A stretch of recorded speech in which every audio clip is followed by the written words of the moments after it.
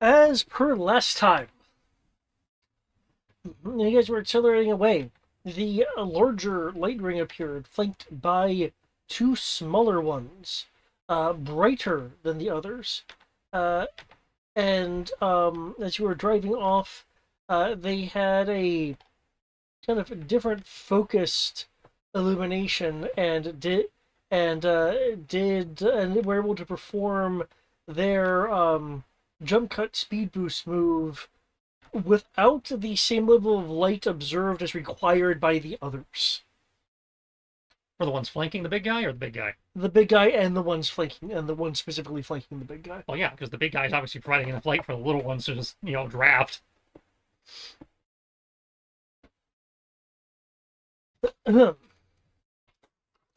The snow is still coming down hard. So now you not only have buildings that you need to avoid along with some scrap, but things buried under the snow which may not be readily visible. Oh boy, more terrain hazards.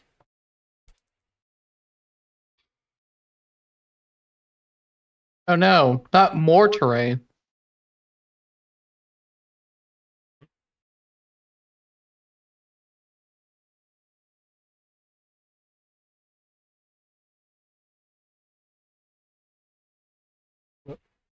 Unless you know what that key does. Whoops.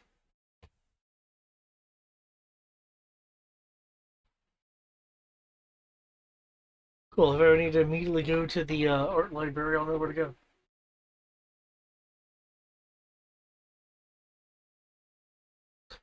Okay.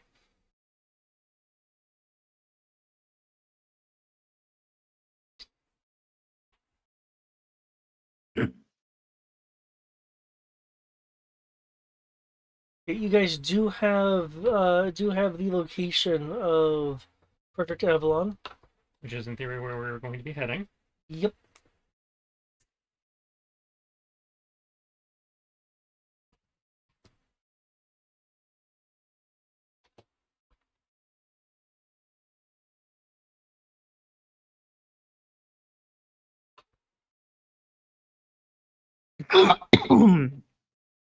They shipped it to me in a Righty and a lefty variant. Alright, so. You need to roll anything for driving due to the new terrain? Or? Yes, one moment.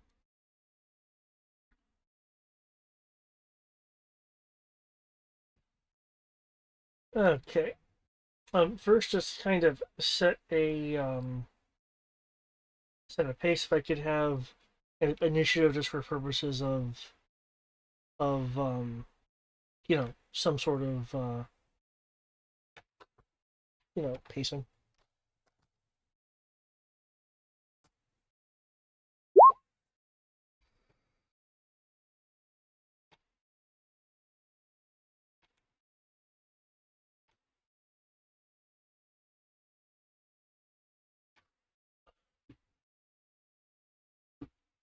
Shitty.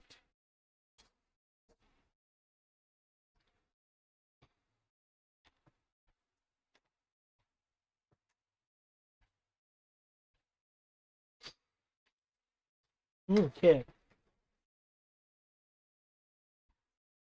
And I'm just gonna switch the positions of these so I have easy clickability on them. There we go. Okay. As you are accelerating forth, the larger ring and the two smaller rings catch up via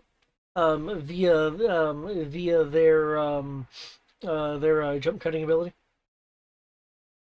Even though we have our lights off? Damn. Yeah, that's why I said like, utilizing less light than what's required. So yeah.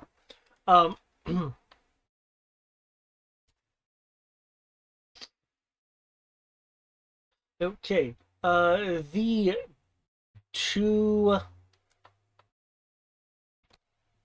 the two smaller ones are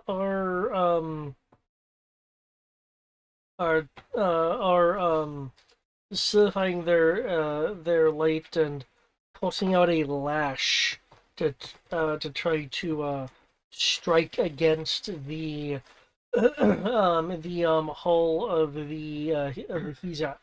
Lashes are dodge. No, they would they're melee attacks. Melee attacks. Okay.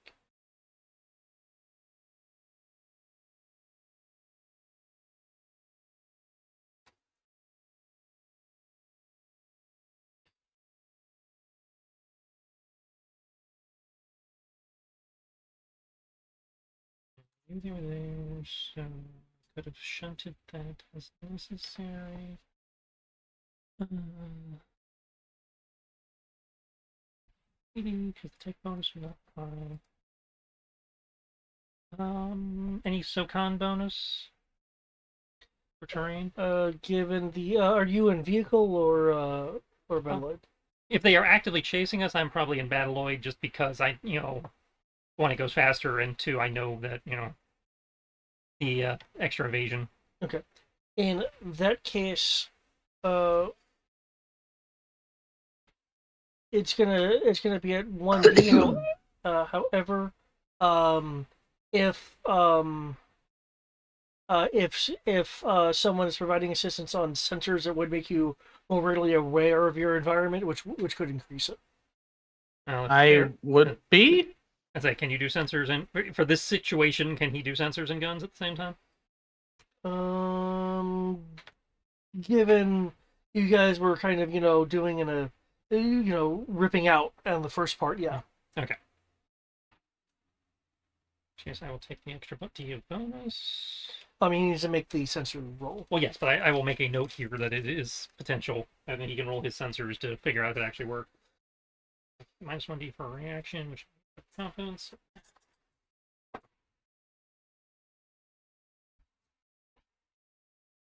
I'm assuming he doesn't botch the sensors roll. I shall give you sensors. Which is going to be 40 plus the bonuses from this. Given that we didn't want to try using more active sensors at the time, we're using passive sensors right now. That's what we had been using at least, yeah. So that will put me at 5D. Scalpel's just a Meta Viper with the mask off. It's the same figure. Next 12. I rolled a 19 to provide 19, assistance. Okay. That'll bring your total bonus up to 2D.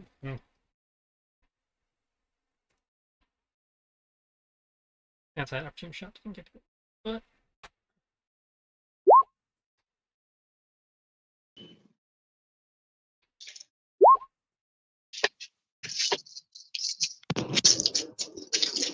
Hello, bros.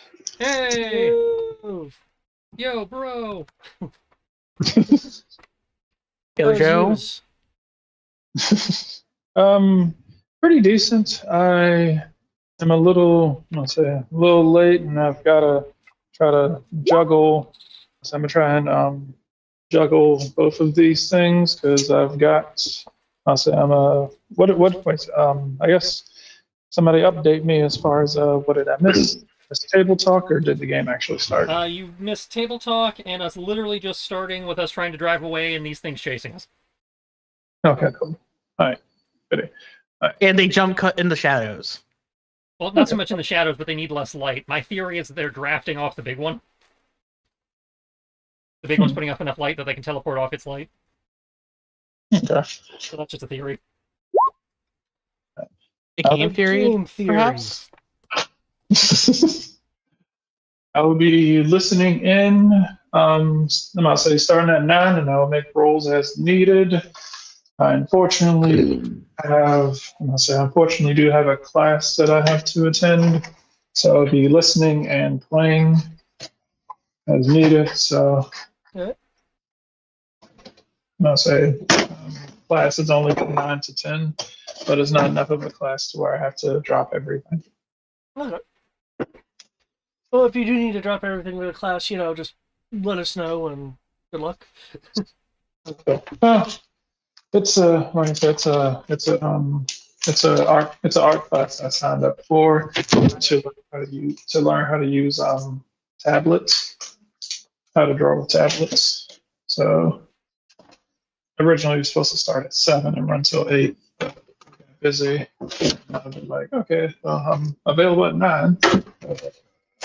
Okay. But they're difficult as fuck to get a hold of. So I'm making do with what they give me. I'm also currently trying to fight the urge to go get something sweet. Mm. Give in to the sweet tooth. Well, the urge is satiated by the fact that I don't feel like getting in my car. A want for ice for ice cream actually hit me earlier. I ignored it on the same grounds that you might want to. Money. That is true. I'm painfully with less funds than I like.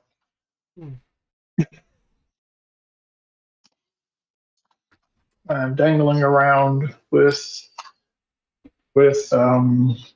money that I can't account for. I'm like, got like $150. I know that I'm forgetting a bill because I know I'm not supposed to have that much. So on principle, I'm not touching it.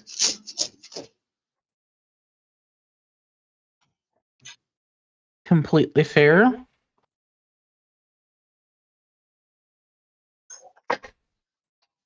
Hopper, are you just gonna sit out here on the front porch? Is this what you're gonna do? In the current situation, if I get 2 soak rolls, your soak will get a 40 bonus due to scale. Okay. 40 bonus due to scale. Come on, boy.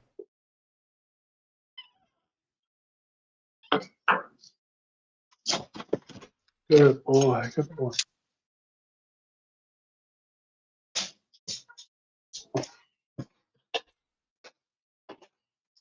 Smart. Three of them? Oh no. You need you just need 2. Against the 36 and the 24. One roll better than the other. Scale. I was in mecha mode, so I can apply the shields. Yeah, The big Is- honking chunks of metal. yeah, because it's walker either mode, as I recall. Well, no, yeah, but Yeah. the physical. Right? Yeah, Shield. yeah. I just remember because they're like the lax. No, we undergo don't change skills. scale when we transform. There's some sort of way.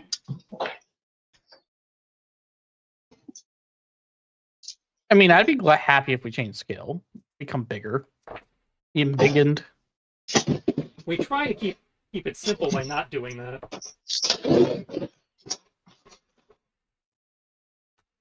Keeping it simple is a nice thing. Jesus I Christ. can't disagree with that.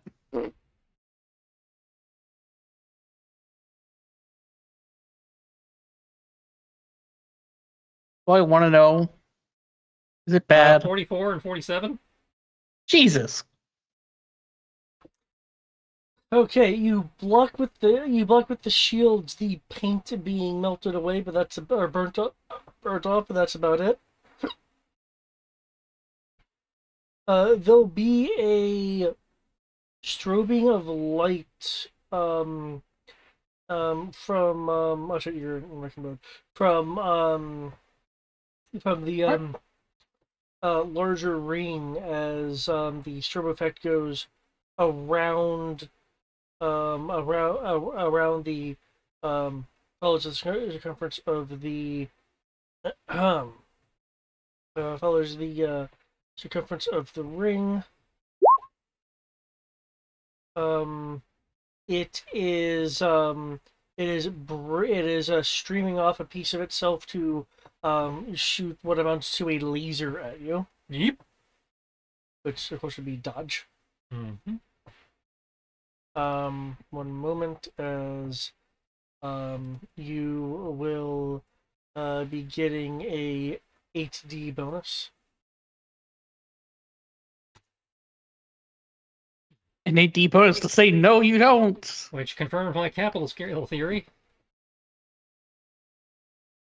Yeah, it does. I wish it did, but it most definitely does.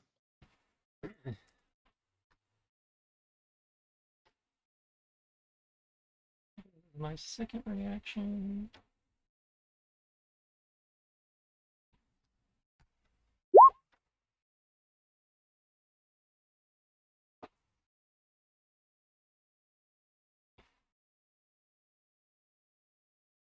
So if I'm just not piloting, you bring in that. 56. Okay. I would have been surprised if there was a hit. There was not. Um. Um. You're the he's is able to kind of like do a lean and duck as a as a line of light just strafes strafes across. Well, it is the Hezek's turn. The beam that strafed just completely just pierced and cut through several buildings, not just in front of you, but kind of off to the side, given the swath that the beam swept. Some of the buildings up ahead just having the top parts collapse collapse streetwards. Others are collapsing and exploding as something explosive on the interiors were a hit in the sweep, causing large building chunks of building chunks and fragmentations. Looking taking a quick glance about as far as what's going on up ahead and navigational options. Thanks to Klax's sensors providing a bit more of a visual augmentation to the low light zone. There is, excuse me. There are the larger streetward collapsing and in progress of collapsing buildings. If you go forward, the excuse me. The advantage of that is that the particulates being kicked up into the air may slow the light rings down, provided that you're able to navigate the collapsing material, like time it right and get through that area. To the to the left is a number of detonating buildings throwing out shrapnel. It'd be a bit easier to move through. The primary difficulty being the sporadic detonations may kick up projectiles that could damage the Hezek. The right, which what you can see does kind of curve around to where you need to go, is completely clear. The disadvantage of that is it's completely clear. Yeah. So I'm gonna go for the dense one, I think. Okay.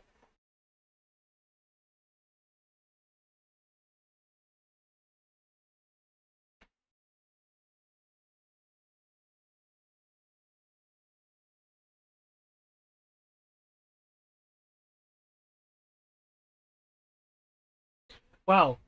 I like how they have collapsing terrain and earthquake and just explosions under a singular difficulty level. That is nice. So just let you know, I will be maintaining my sensors shenanigans. Okay. I'm guessing the denser one also has a higher SOCON bonus. If you're talking about the one going forward, which is the collapsing buildings. And the cloud and all that. Yeah. Oh well, yeah. Yeah, that'll give a 3D bonus. So 40 if Eric's sensors don't fuck up. Yeah. Is there anything else you're wanting to do other than sensors? Like, feel free to map if you'd like. That's capital skill. That clearly did way more than what we can handle. I don't feel like trying to make it poke it to make it try to chase us even faster. Okay. It does have two smaller ones with it, which are not capital skill. I don't want to show off more energy than we need to. Okay. But in terms of my census roll, I rolled a 30. 30? Okay, 30 will increase his bonus to you by an extra D for a total clack side bonus of plus 2D. So Clax is 2D plus terrain is 3D. So Clax is getting a total of 5D with the SOCON. Okay. And this is definitely a reason to be in mecha mode versus tank mode, because the mecha mode with the repulsors in theory move through here a lot easier than the wheels. Kim, is there anything you're wanting to do, or you think you can do that can assist in this situation?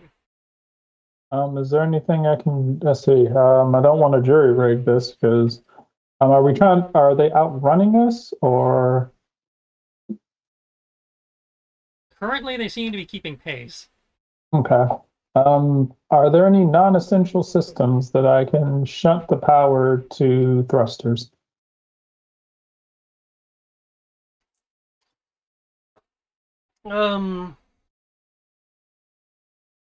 Are there any weapons that we aren't using? Well, you were using the rotary gun earlier. Are those actually shells or is those like? It's a are those blaster. lasers? So Blaster. it doesn't use power, it uses gas? I don't know, can you shunt power from a blaster? But remember, a blaster isn't just blaster gas. There's a Well, power yeah, component I to understand it. that. That's why I was confirming, you know. It's not using a clip, is it? It's No, that's a normal vehicle weapon, as Yeah, opposed to the yeah. arm cannons that are using power cells. okay. All right, well, don't have to shoot at it if we can outrun it. So Okay. How much dice away from the rotary cannon are you wanting to shunt away? is Are that you the only wanting- are you gun? wanting to That's put not that the in only gun we have, movement, right? That's not the only gun we have, right? What? That's not the only gun we have, right? No, we have the missile launchers and we have the arm mounted cannons, so we got other Alright. guns. Cool. All right. Shunt everything. Shunt all the D. Okay. How much damage does the rotary cannons do? Rotary cannon does 40. Okay.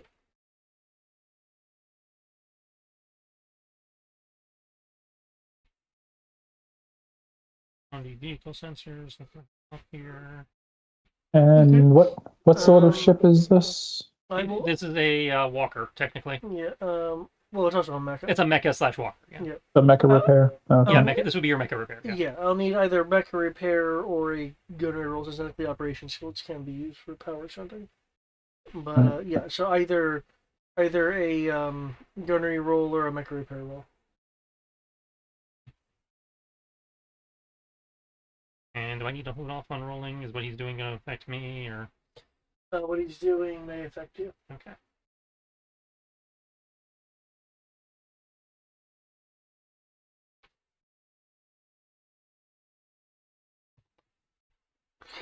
Okay. That's a 30. Okay. For purposes of maneuverability, you're gonna get an extra D. Because I know your second rogue is into defense. I didn't leave one too many abilities. It does not affect mecha piloting, but it will affect my brawling. Right. Okay. So in this case, it would affect the mecha piloting for the purposes of dodging.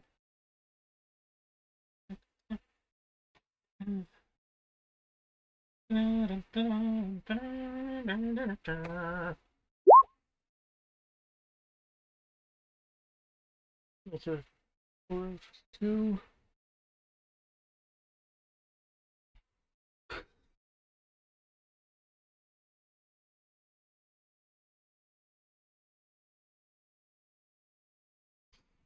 Okay.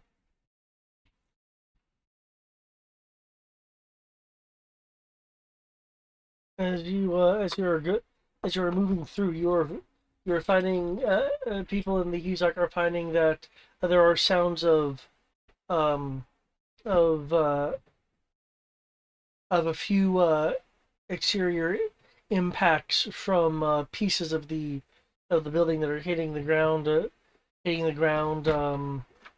before the much larger pieces.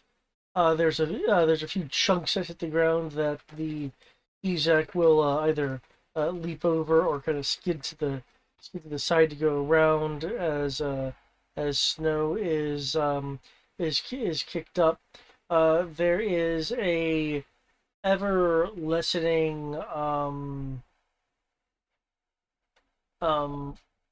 for lack of a better term, shadow. At least that's what the sensors are highlighting as you have a object falling above you. Gets ever shorter as behind you, large chunks of upper floors of the building hits the ground, kicking up debris and snow. A few chunks hit next to you. When you'll find that you don't quite make it clear of the building itself, but Amir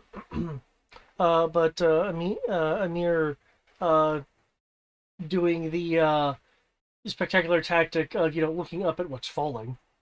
Will notice a sizable hole that the Hezek will be able to leap through and safely crash through a thinner wall as you effectively clear the area of collapse. 12 this bitch, woo!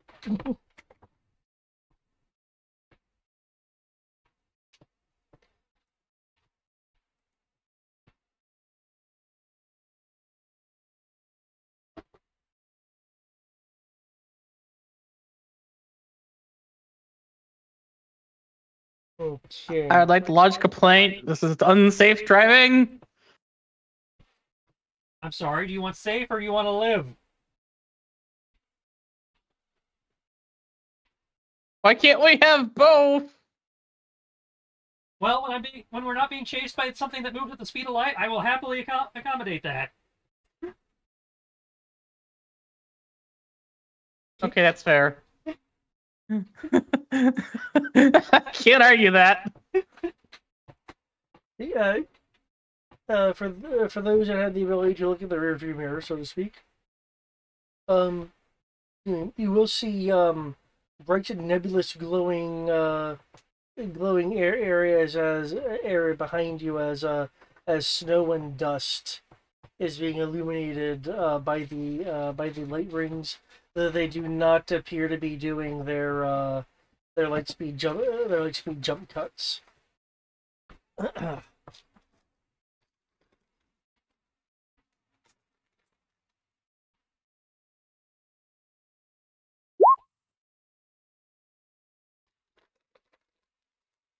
Okay. There is a strafing of light that that comes out of the of the dust and snow behind you. Um,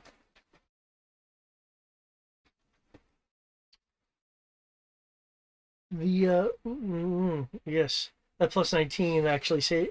Actually, no, wait, I'm looking at the damage here. Okay, yeah, you were safe either way.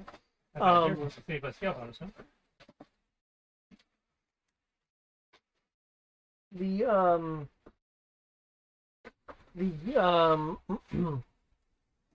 the the ground um is struck kind of parallel to you.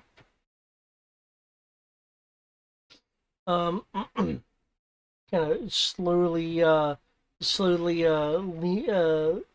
arcing off to the side. However, that arc is ahead of you, so you don't have to worry about it making contact. The road you're on is is collapsing angularly, diagonally, kind of, to the right, unveiling that what appeared to be just completely flat ground was actually a more of a platform layer of city rather than even that of a bridge. Um, as their pursuit lags behind due to the dust field. It is your turn, Hezak. The ground um beneath and a little bit ahead is collapsing as a fissure is occurring to from the tiny bits you can see before it undergoes a complete collapse. You will see city underneath the level that you're on. There are some fragments that seem to be partially held up by support areas that weren't completely severed. Others by infrastructure cabling of various types, hanging, preventing pieces from completely falling. But at this instant, it's more like you are in a earthquake zone in terms of churning and fissuring of what amounts to the ground that you're on. There are there is intact infrastructure to the left and slightly ahead of you. Any intact structure to the right will soon be swallowed up by what amounts to the fissuring, and so would in fact be the safest thing to utilize. Fissuring. Whichever one gives us the best terrain slash dark, anti-light cover. Well, the anti-light cover is coming from the collapsed buildings behind you. Ahead is more of a what? Do you want to accelerate past the collapsing of the ground? Are you wanting to kind of try to do the cinematic version of like hopscotching off of pieces that haven't quite fallen yet, or are you wanting to use the Ezak's limbs to grab onto chunks of intact building to your left to kind of like push and parkour Given that yourself we are in over? mecha mode and have repulsors, we are going to go straight and use the repulsors to bounce, so we can start bouncing on debris and using the limbs to maneuver. Again, trying to get the most out of that SoCon acrobatic. Okay.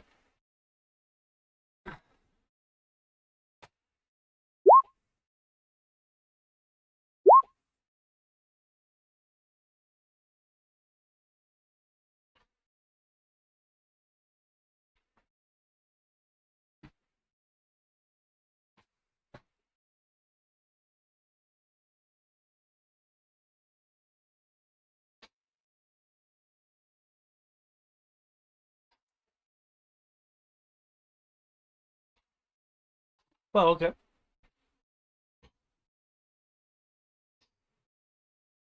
With that 31, you are able to accelerate and kind of like leap and bounce across the areas before the kind of fringes of the areas before they completely fall.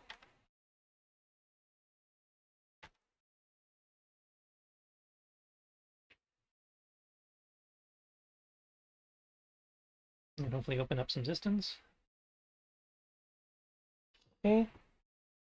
Okay. That cloud, the debris cloud earlier essentially gave you a somewhat free round. They've now progressed beyond that.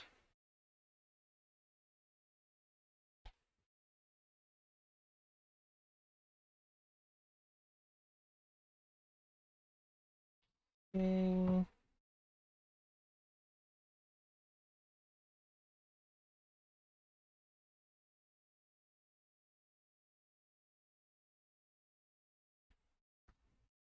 Oops.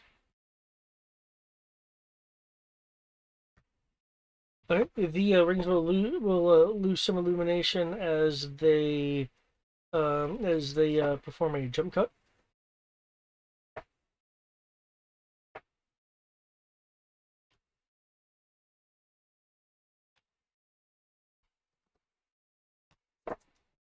Persistent bastards. Oof.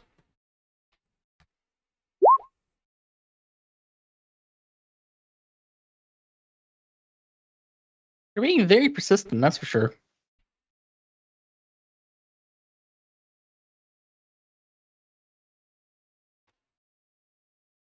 Okay. Let's see this. First, the smaller ones will you'll be able to essentially parry. I don't know if you have opportune shot set up or Option not. shot doesn't work with mecha. Okay. Right. I'm Okay. not riding.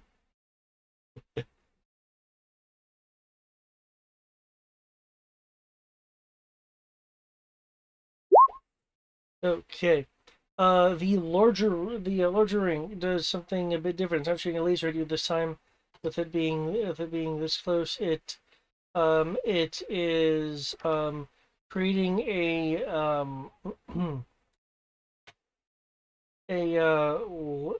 lash um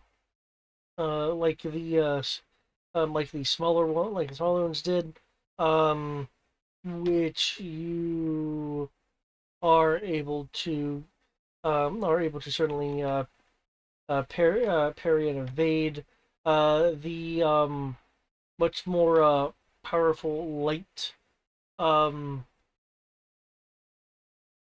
does drag into the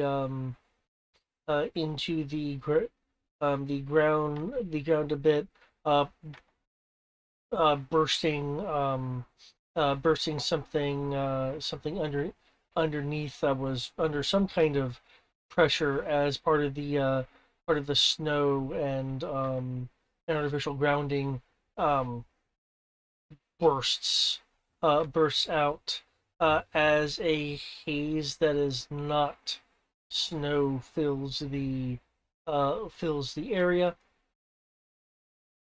He's like,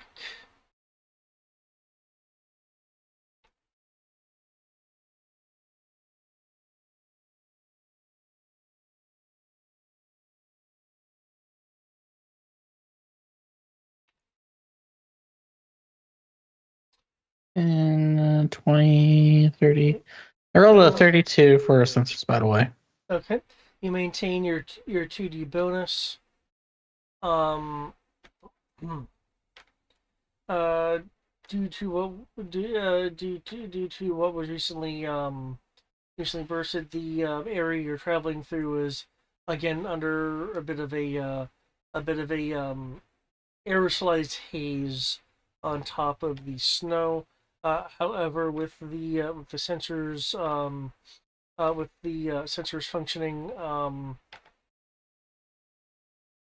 um, you Amir will be able to see that there is a upcoming ramp off to the side that can take you higher, or you can continue forward, going into like an underpass.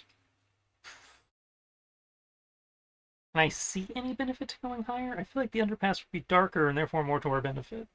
But The only immediate advantage that I can think of would be a better vantage point for what's ahead. okay. I will stick with my shadows then for the moment. Well, 31, nice. What's that?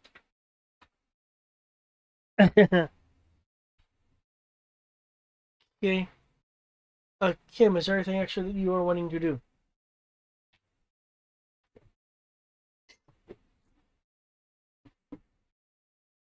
I think Kim is in his class at this point. Oh, okay. That's cool. Let's see. I believe Clash is wanting to conserve ammo and such, which is why sensors is what was going on. I mean, the cannon that doesn't use because the cannon that doesn't use ammo anymore is now offline. Yeah. Yeah.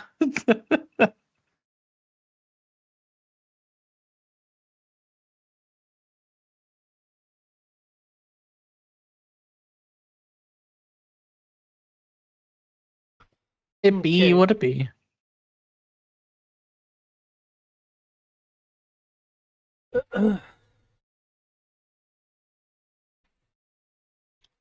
Um,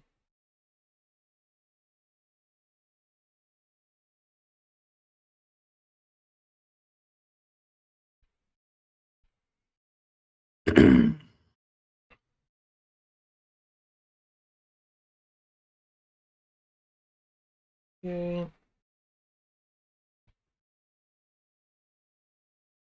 Um. Ba-da-ba-da-ba-da.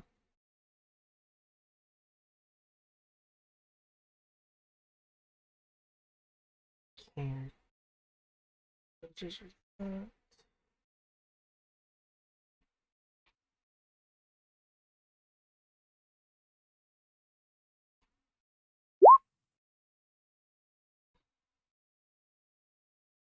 Okay, you're able to avoid slash parry the oncoming attacks as the lights are continuing the pursuit. However,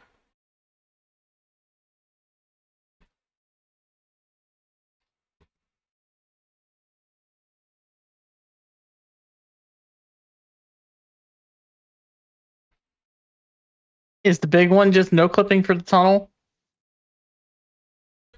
well, the bigger one is slightly altering its shape to be more ovoid.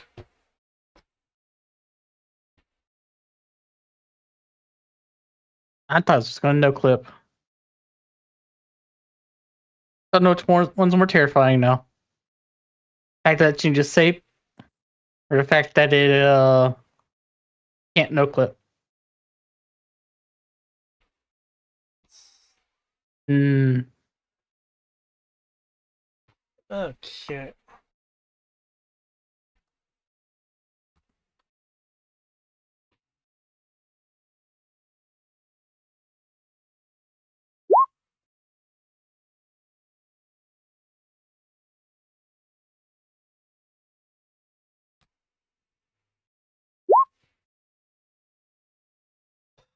Okay. The sensors are picking up from the end point of the tunnel a multitude of high speed projectiles. Let's see.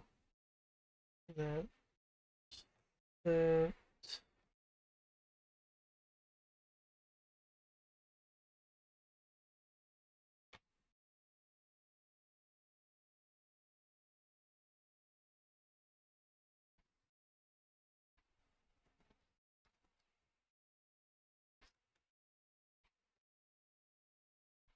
Sorry, one moment.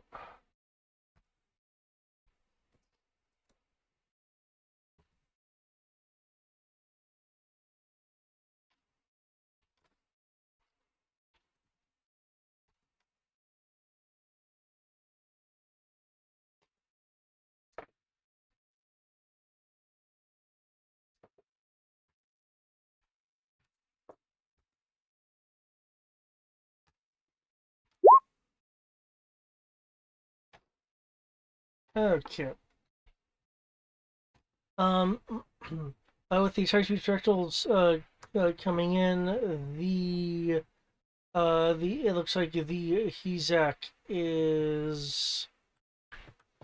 um is clipped. I will need a Sukral from the Hezak um with rolling 1d less hull. Well, let me factor in scaling. You'll really a net of plus 1d hull. Just one. Yeah.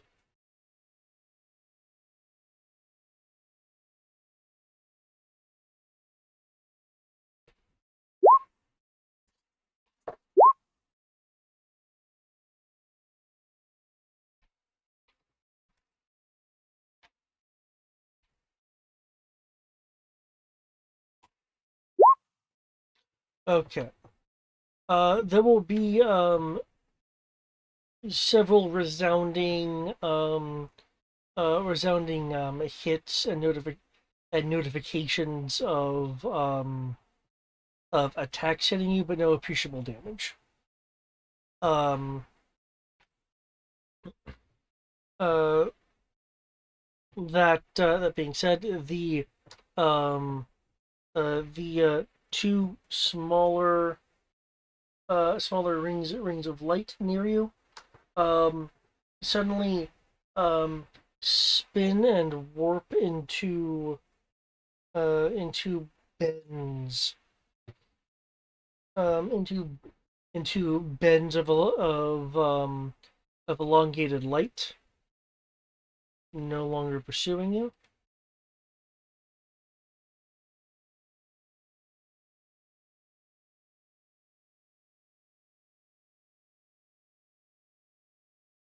Why are the smaller ones backing? The larger one is slightly warped, but is able to mostly correct its warping. You guys will get to the end of the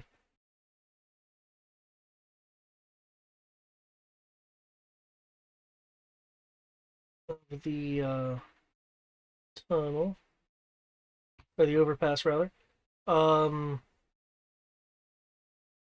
where you are seeing a bit of an environment change.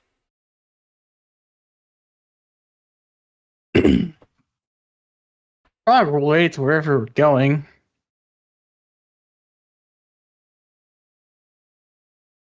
Oh, the map became red. Well done. Yep, we're on Ladrina. That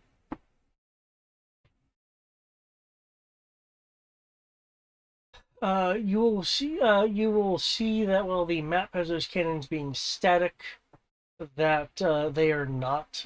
They are firing. As a reminder, the system did say that Avalon's defenses were set to automatic. Yeah, remember what I said about ways of hurting the big guy? Yeah,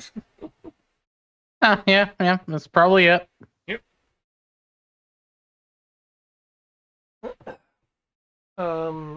Flex, from what you can tell, it does appear that the defense system is also targeting the Hezak. Of course it is. Somebody want to do something technical to let them know we're friendly since we've been interfacing with their systems? Maybe send them a language code or something? Sure. Or an ID code since we got the key card or whatever it was? Yeah, I'll do that. That's communications, yeah. Yeah, it's gonna be a communications role to try to find the Avalon's frequency and such. Yeah. Oh, cool. Since you have the codes, it's a matter of finding the correct band to transmit on rather than having the correct codes because you already have the correct codes. So, do I get any bonuses from the Hezak sensors? Since I'm actively using the sensors? Well, not for communications. Damn. I tried.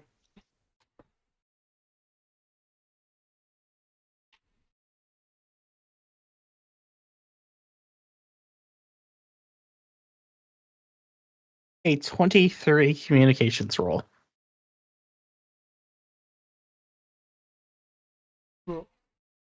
I feel comfortable with the 23. That feels like a good number.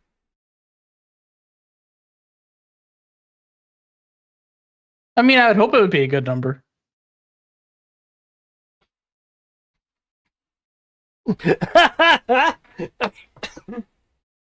No, don't do it with the lights. The lights are bad.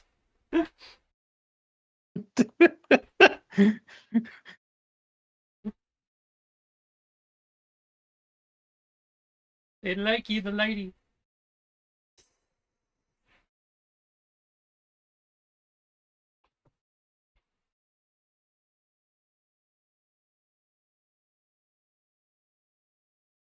Okay.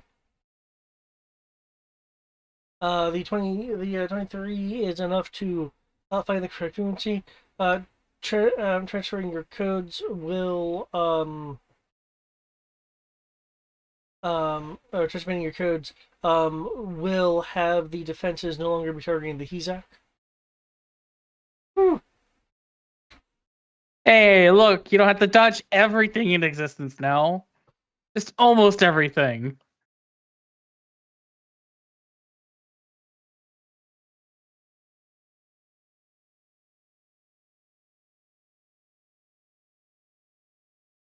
The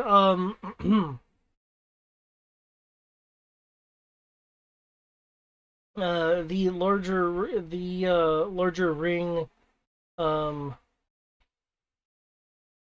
actually backs up and sinks into the um into the into the snow that's before that's obviously not in the area you're in. It's just prior to the overpass.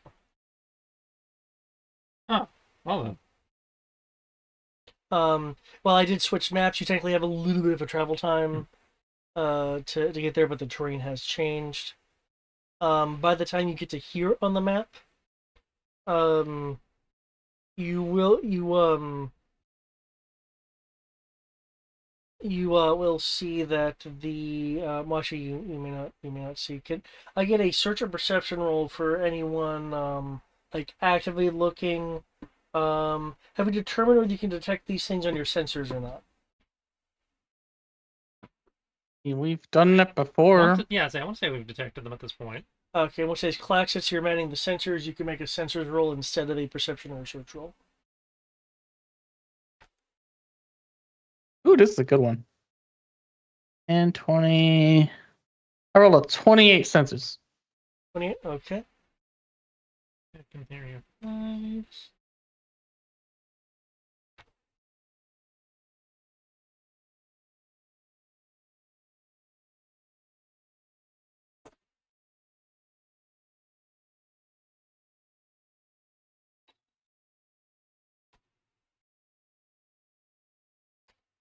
Okay. Amir, you will be able to see that around the edges, around the edges of the around the edges of the map, and slightly before the overpass. By the time you just get to this map proper, there are, for lack of better phrasing, um, s- um, small and small and medium rings that have emerged um, along the sides, essentially just out of the um, auto defense's firing range, or at the or some other arbitrary condition that has the defense is not actively shooting at them.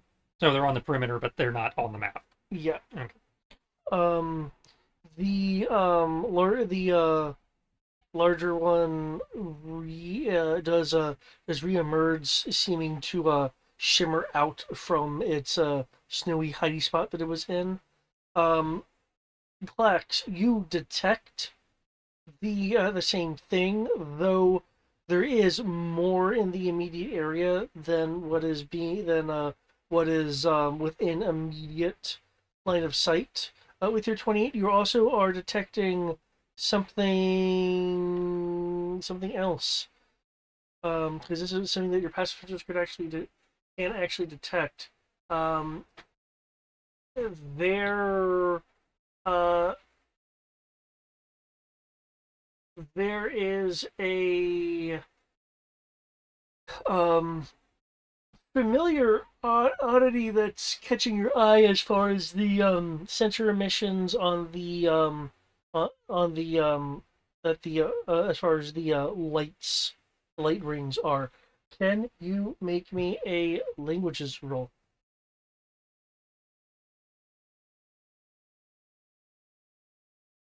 Sure. What languages again? Should be like 4 or 5D. It's 5D because of confidence.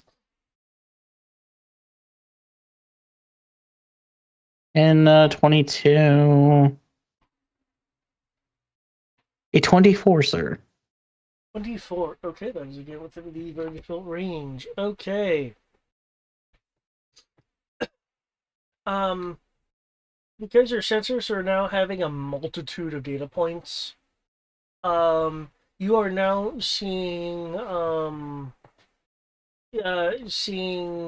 you're now able to discern something on the individual scale now that you're looking a bit more on the big picture.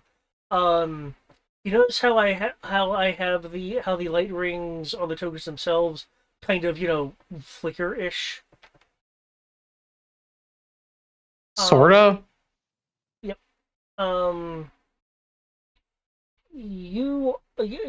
Clax and the Clax is able to notice that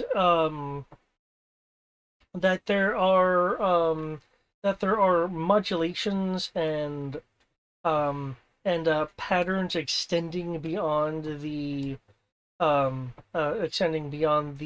visual range from these light rings. So they do have some form of communication amongst themselves. Their language is just across the electromagnetic spectrum.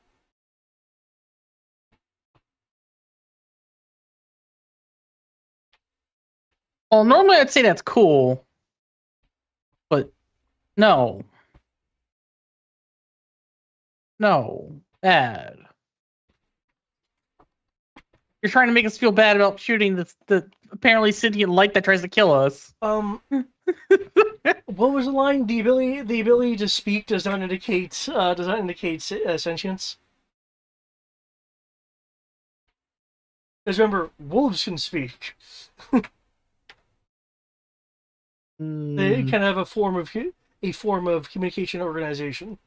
Yes, I'm aware. I just It I'm does mean pulling we your we could leg. make an attempt at communication. Oh, with the language rule, I will let you know that it's not that it's not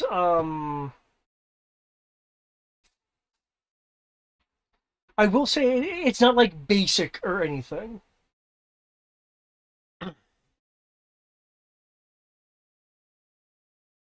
Are you trying to say it's not a structured language, as in like it's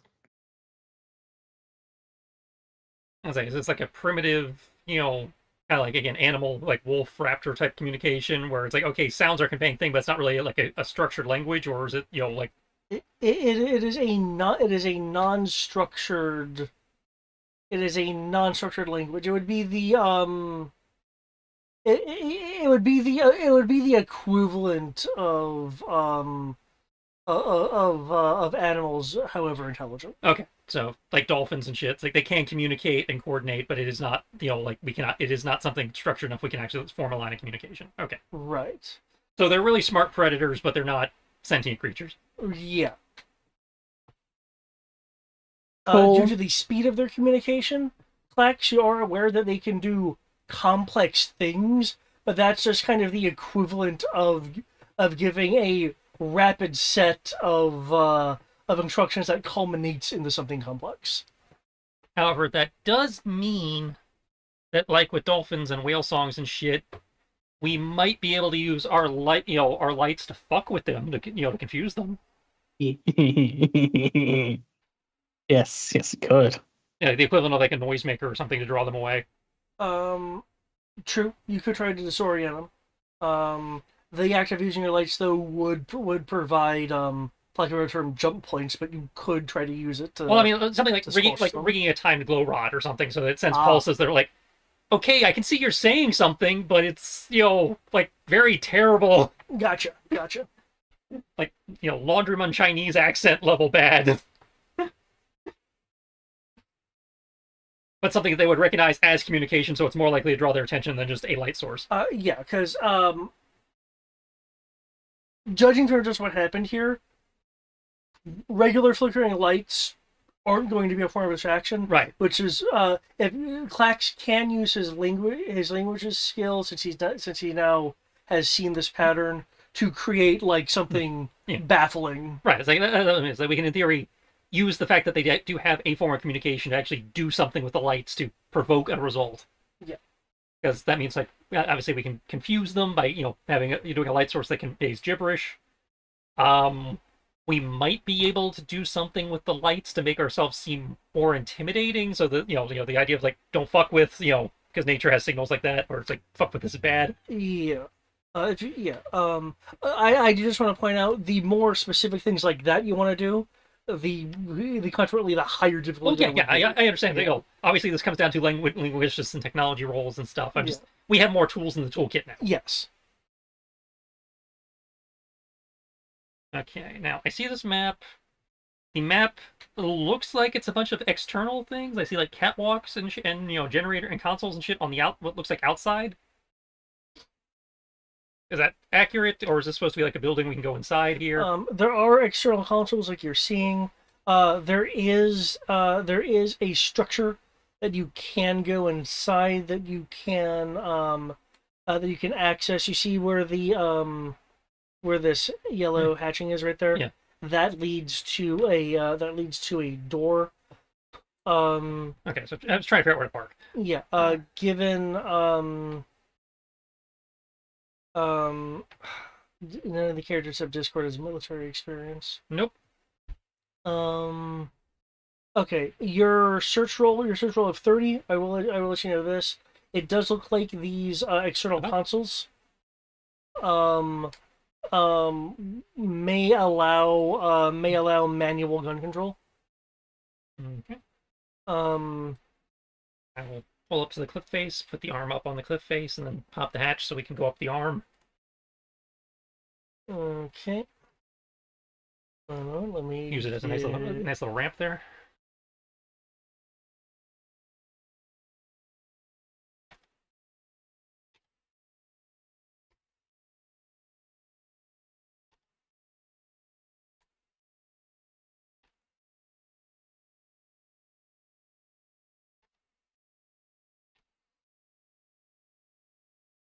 Ah, there's two Kims.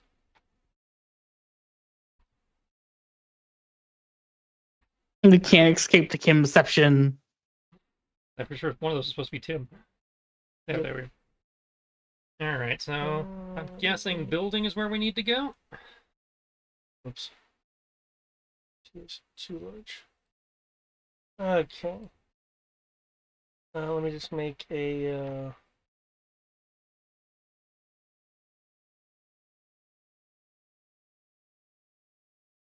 There we go. 'Cause I have an arrow of where you guys actually enter the building. Okay, so you pull up, up the army guy. You guys disembark. You guys are feeling a substantial amount of warmth. Heat is emanating from what appears to be the red sand beneath beneath your feet.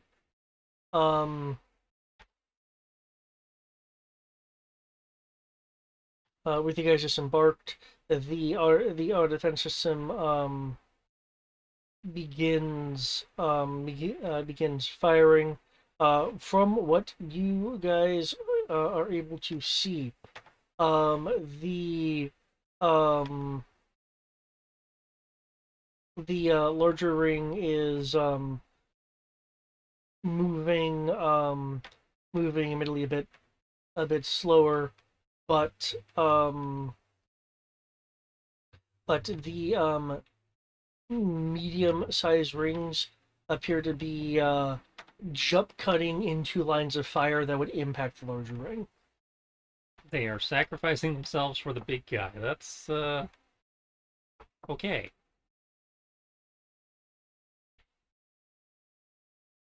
Bit disturbing, bit creepy. As we probably should keep it moving. Okay.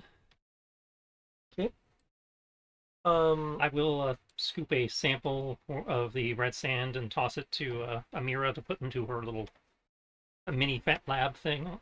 So her Omni tool can be working on that while we're going, because the fact that it's being weird with the heat and everything is exploration worthy. Yep. Okay. For those who have the skill, can I get either a tactics roll or a scholar roll if it pertains to, say, history? That's nobody. Yeah, I'm pretty sure it's nobody. Tactics was Discord. I don't think we have any historian. In that case, Amira has generic scholar, but in which case,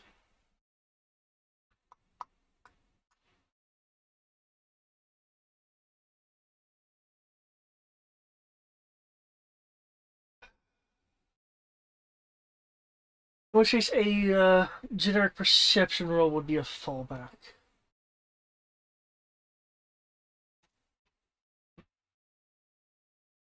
at the moment when the GM builds a part of the adventure around a skill nobody has. Well, it's not critical. It's just something that may be noticed, and no one asked me specifically for it. 13 perception. Right.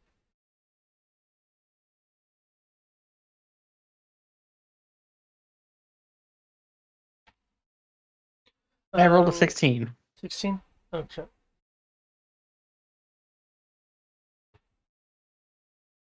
Okay, 16 is difficult, which is which is what was required for the perception. Okay. Clax, you will notice that the auto defenses are not firing against a group of this size in the best way. It's not optimal.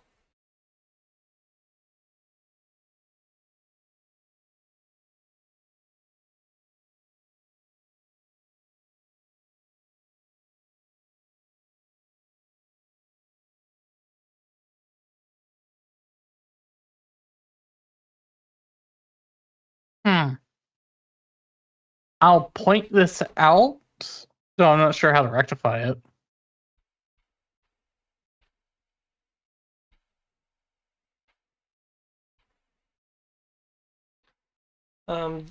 Well, the way to rectify it would be for someone to manually take over the defense cannons via one of the external consoles. Hmm. And that requires like one of us to stay out here. So I'm Yeah, saying. say somebody out here running vehicle blaster or starship gunnery. I do want to point out, it's not doing bad, it's just not doing optimally.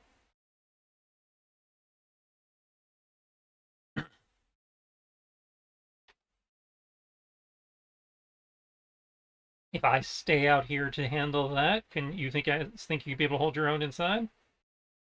In theory, it's clear.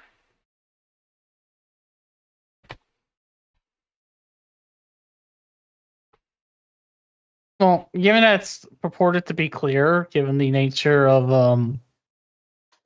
the defenses don't like the light, I don't see why we can't do it. Okay. Good luck.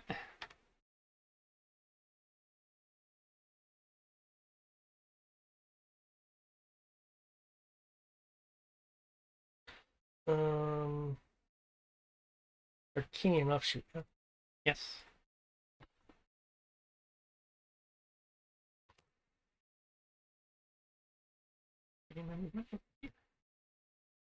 Instead of going the other way. People can feel free to move. The green arrow to the north is the entryway to the interior.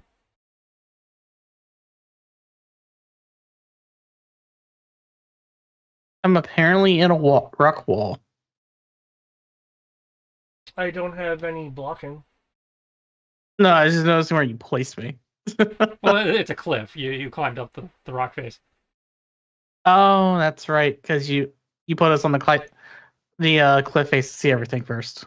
I think I used the arm as a ramp so we could just walk out of the mech up onto the level.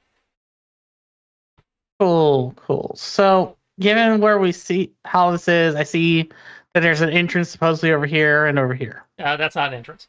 The entrance is up here. Yeah, because over here. Oh, I goes thought up this to- was a building. Goes up to No. to this platform. I say those are all Over platforms and here catwalks and stuff, Goes but, up to this platform. but the actual Gotcha. building is the entrance is over here. Yeah. Well, let's see how far it is for me to get there.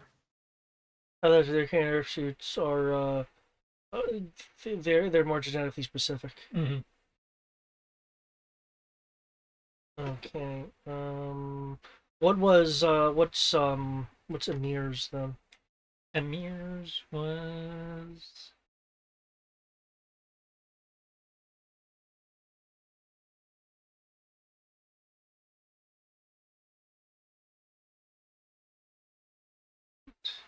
check that. I don't necessarily need the mechanics, but more kind of like just what the engineering was geared towards. I want to say it was mechanically oriented, like ship, piloting and such. Okay. But I'm double checking because I forget. Depends on how the bonus is actually set up.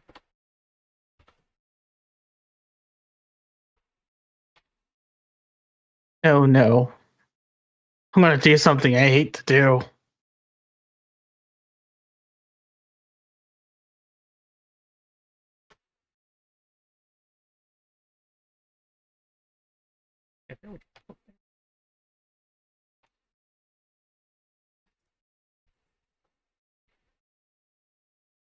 Hey, David. Mhm. I roll a 10 to run over to the door. Typical engineer, yeah, I think it should. Okay, place in either. Yeah, it would be piloting skills. Okay. Which it would be at times 3 movement.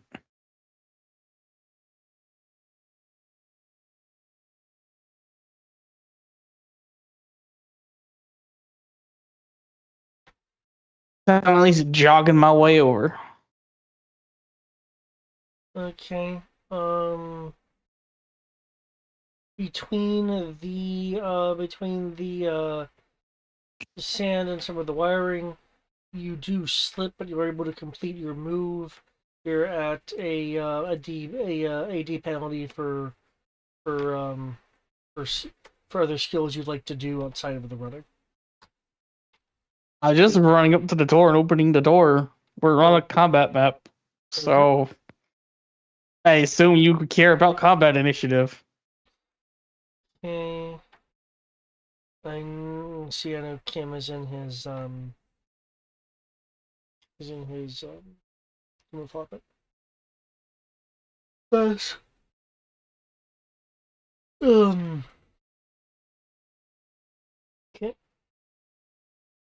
It looks like Amir's taken has taken the guns.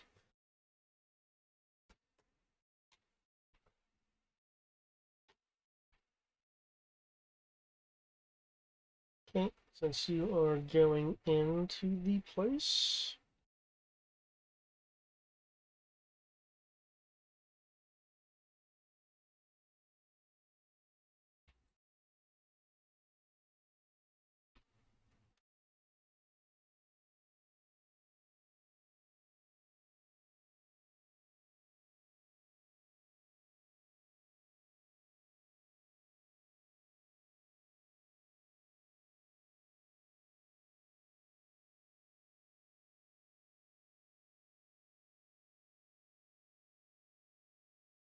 Okay, you will find yourself, Klax, in this place.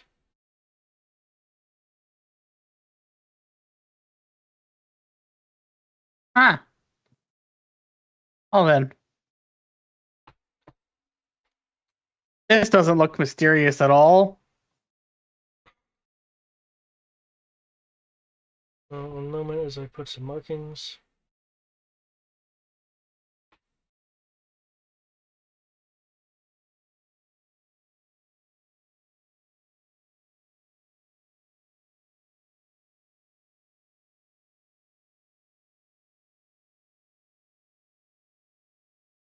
Those areas where I have arrows are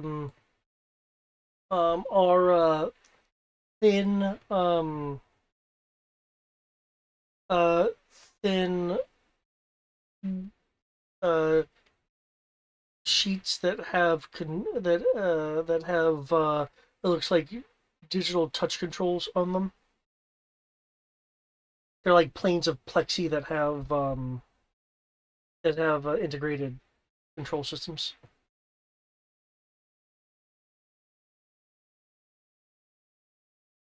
As a reminder, the place where you got the access cards also detailed operational instructions.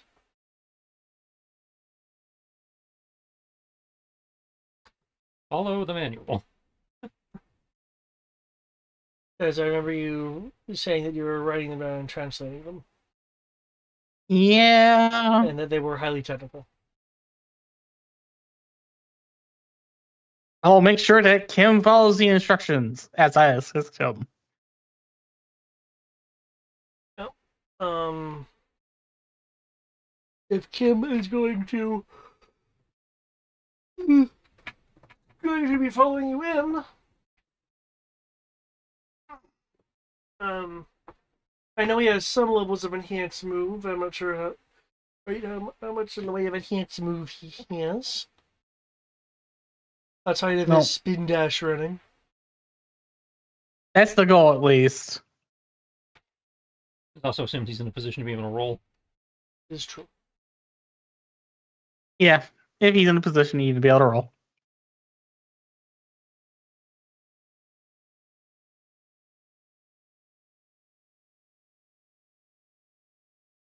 Well, at this point, this phase, you're rolling your running or spinning to get to the entryway door to where Clax is.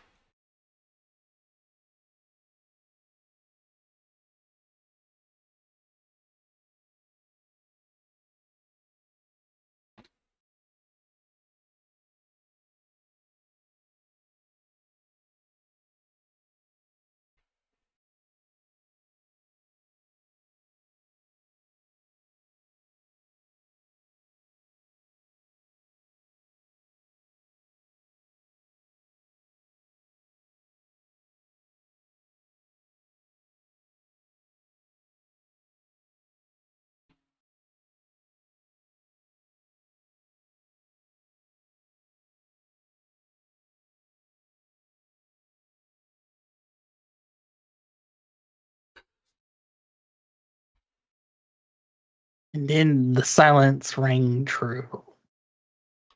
Dun-dun-dun.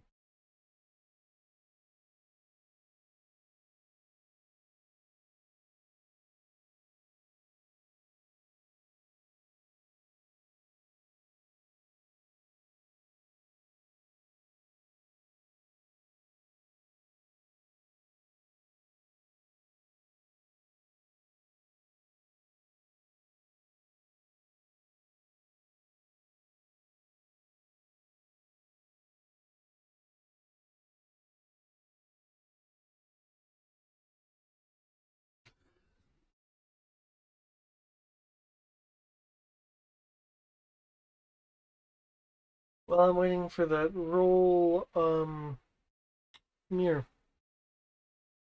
Mhm. Okay, this would be a um, starship gunnery. Any kind of fire control? Fire control is going to be 3D.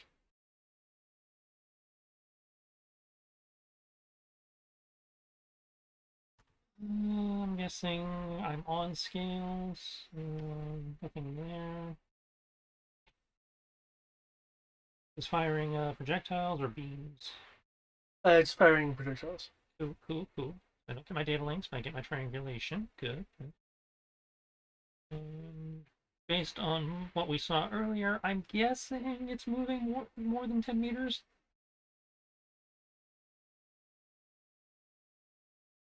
Yes. So Amphitos applies. Cool.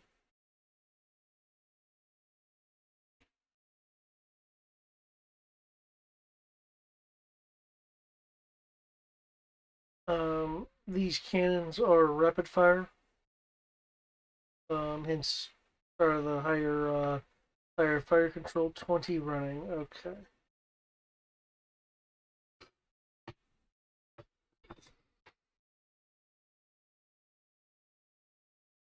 Actually, no, it's using starship gunnery. That means it's not on scale. Otherwise, it'd be capital ship gun. Well, also remember I was raised as like kind of controlling the grid. So. Well, yeah, Oh, I don't get scale bonus. Okay. Oops.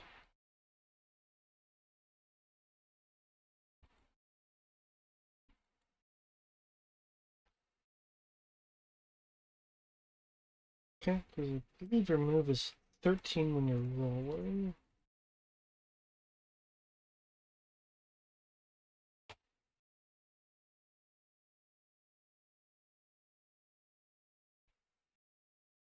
Pew pew pew pew pew pew.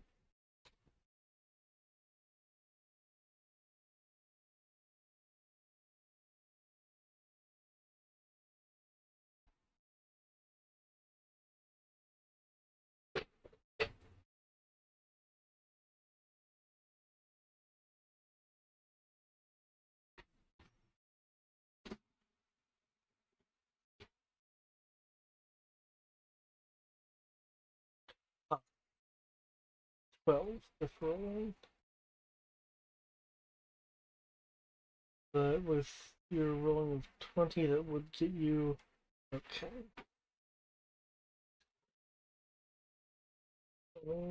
Put you on the other map.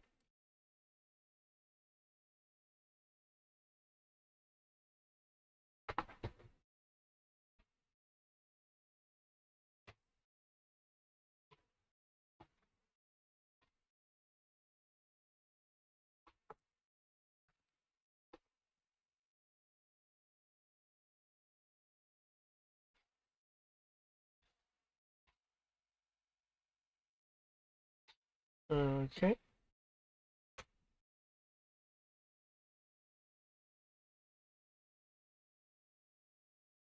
You will notice that your weapon is well, wait, you can't entirely transfer that. Your okay, your ammo is listed in an increment of weight.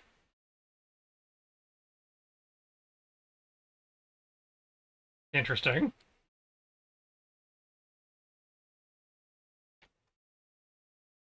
Um, okay, being the grid gunner there.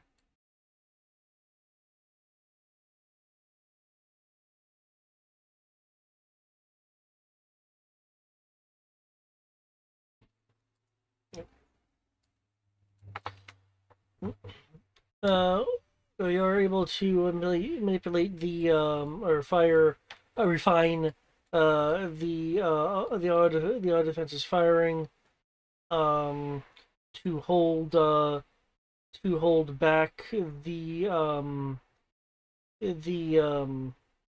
certainly the larger ring from coming from making any headway.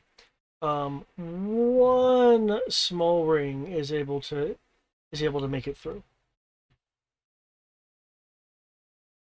Okay.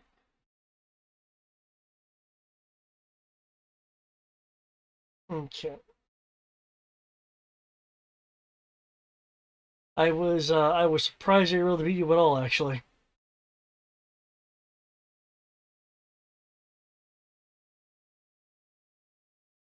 They clearly rolled well. Yep. They rolled a 6 on their power die. They rolled a 31 versus your 30. Hmm. It was where only one tiny thing came through.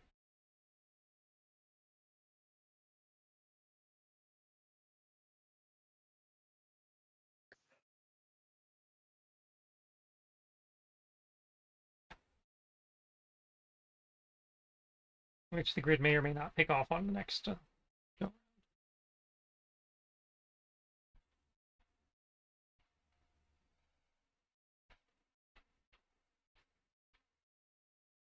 Can I get a 6D roll from you, please? Me? Yep.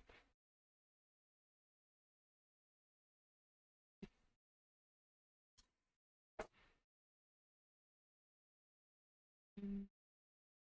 18? Okay.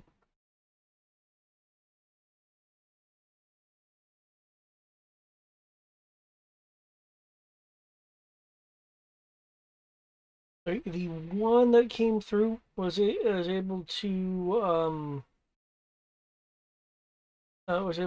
move over to one of the guns and begin damaging it. Due to the fact that you're in control of the array, you can you can map next time to have some of the grid just target the one that's damaging the grid. Um, Rather than penalizing your roll, damage to the grid I'm going to represent as bonuses to their roll. Okay.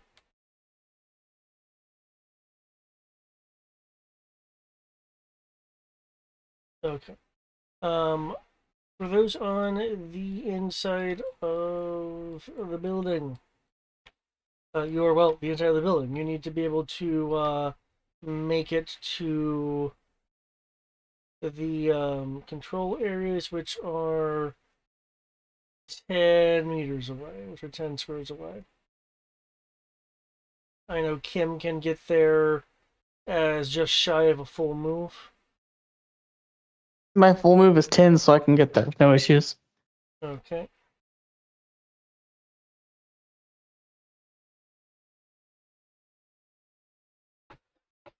Okay. Provided that you're going to move clacks, the panel is reading that that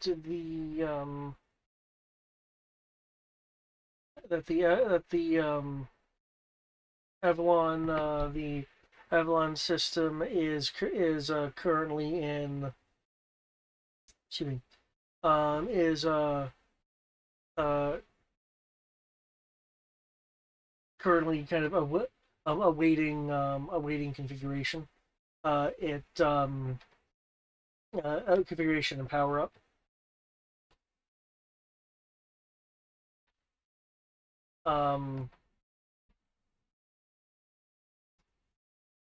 When you approach, you will also note that it recognizes the fact that you have a authorization card in your possession by proxy.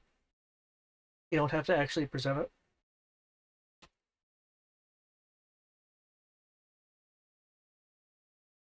Oh, that's nice.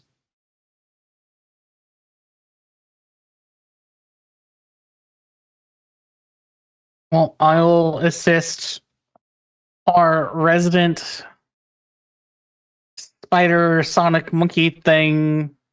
Whose race I can't remember. But I will assist Kim in doing what he needs to do. Called a Lerman. Lerman. I just knew it was a thing. Yep, because a couple times ago, Lerman 0.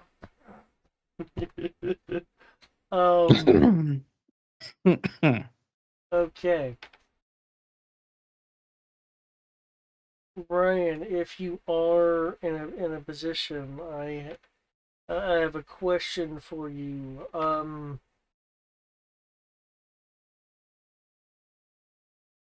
There are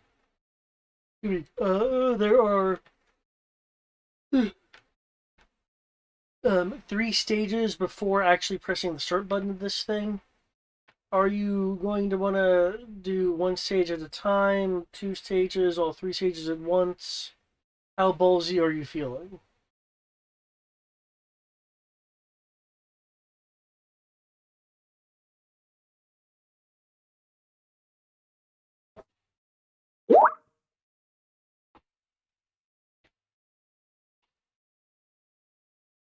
That is fair.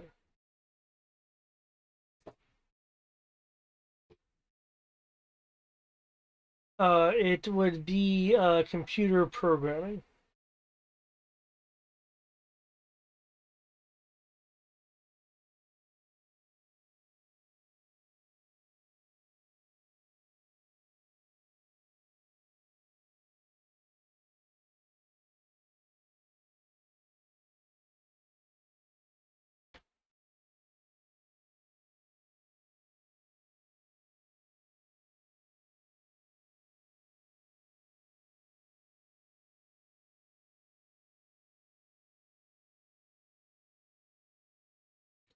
Okay, in which case, you want to do you want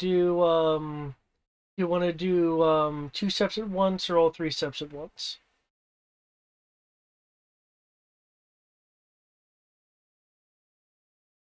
Okay.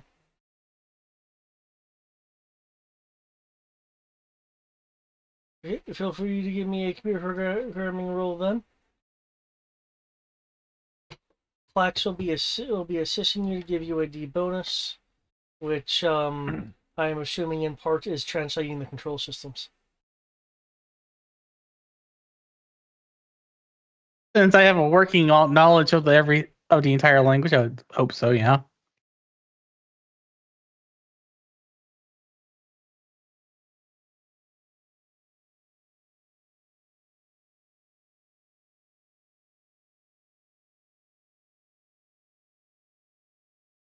So, didn't you also say that this language was one of the languages we previously ran into? No. I said that right, where's this better? Inara. Inara. Or, sorry, Iara. Yeah, okay, I was with the first time. Okay. Iara spoke a language we encountered before, but the controls are not using that language. Yeah. Okay, I just wanted to double check because I know apparently one of our languages came up again. Yeah, for the purpose of talking to people, a previous language has come up, but this is ancient shit, which uses a different language. Yeah. Cool. The written language of the builders is partially incorporated into the trade language, but you had exposure to the full language from the from being in the orbital tower and data center. 58. What the? Oh, 3 CP. Okay. Instant activation of the black hole. TPK. Okay. Stage 2. As energy is being shunted from the continental capacitors, and then being rapidly properly configured for energy flow.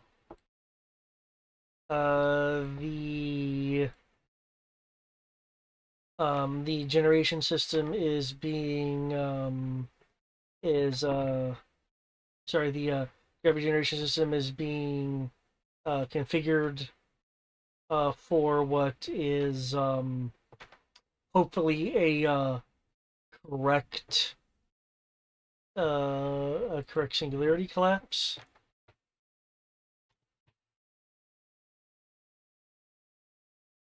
Oh, you fancy. You got one of them multi-stage maps. Yep. Energy streams from the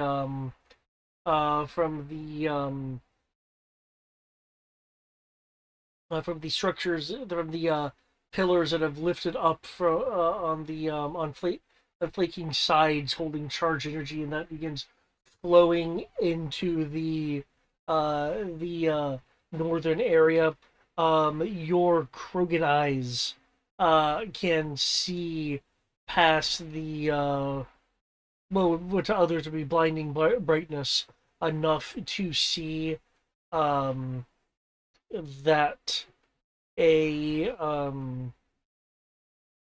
that this energy is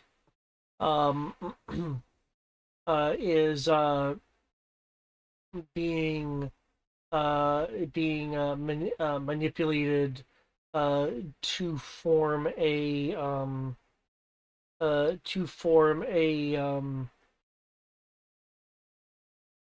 shell around a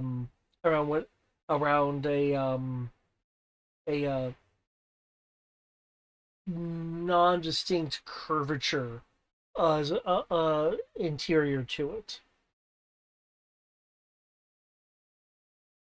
Oh, look, it's working. We should probably start running. Okay. Amir. There is a a vibration of power that strums through the ground. You can feel it. The blue lighting from the from that like looks like that chamber top behind you on the cliff face has changed from blue to yellow. You're in fact feeling a noticeable but resistible force pulling you towards it. Okay.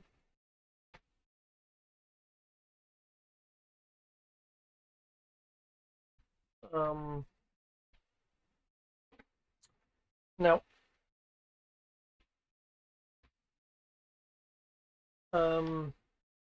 right at the moment, again, you're manually controlling the defense grid. You still want to manually control it, or are you wanting to kind of put in your own firing patterns?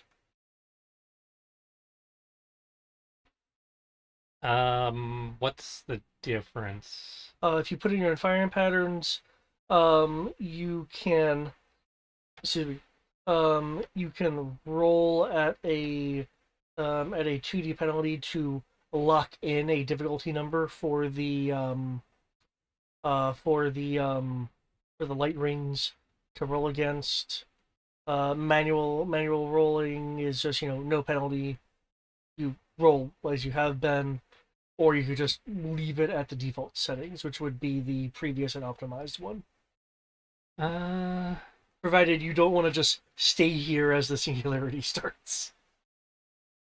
Well, it sounds like I got at least another cycle before the singularity starts. So I think I will. It is starting this round, so we have to Right. So I leave. have at least one more cycle while you guys come out back outside and everything. Yep. So I think I will stick with manual for this one and probably switch and try to do the redone automated on the next one. Okay. So with that in mind, gonna do lock in the whatever. Okay. As a reminder, a small one did slip through and started attacking the grid. If you're wanting to maintain, that. okay.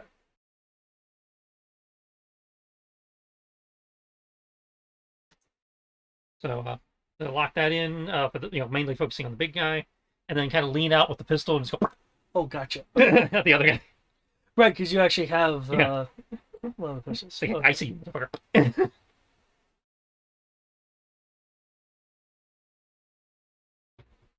Actually, you know what? It's got fire control. I'm gonna use the rifle. Because nobody took that away from me.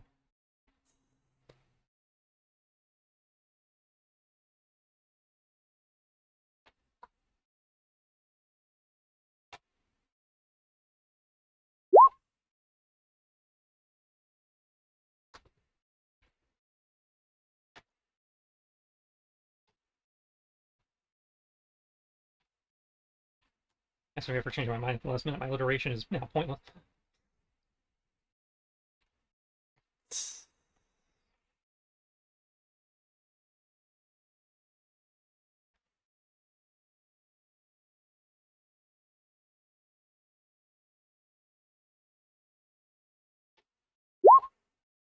Wow, always by one. Eh, Well, you are able to keep the medium and large one back. Another small one slips through. I just popped the one that got through the first time. So we're maintaining Um, status quo. Um,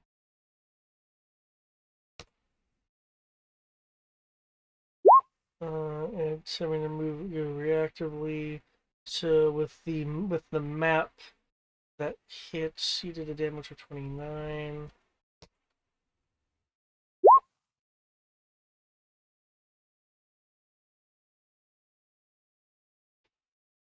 Okay. You incapacitate it. It will eventually be able to it'll eventually be able to correct itself, but that'll take time. Okay, so we're still at one, effectively. Yeah. Okay. Okay.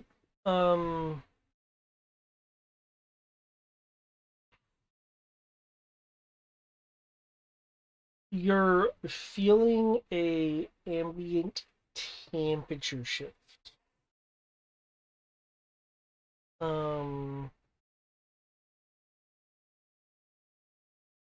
Which My suit can, in theory, compensate for. yeah. One moment. I can actually roll life sciences.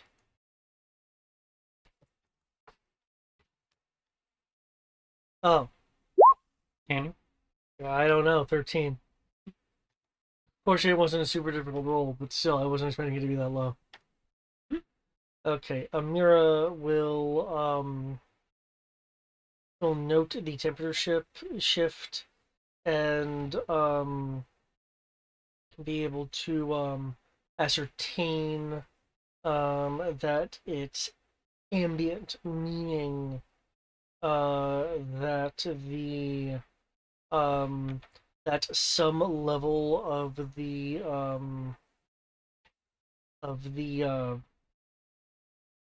global shroud has some level of it has dissipated, allowing allowing some like ultraviolet effects, for instance, of light to come through and start affecting the atmosphere. Okay, we knew that was happening, so. You are also getting um, a broken communication um, from the station. I will need a perception roll from people to see how much of the message they can get through the garble.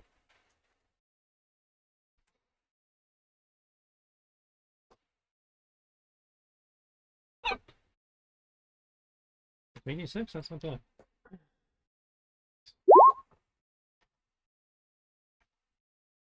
Yeah, 5.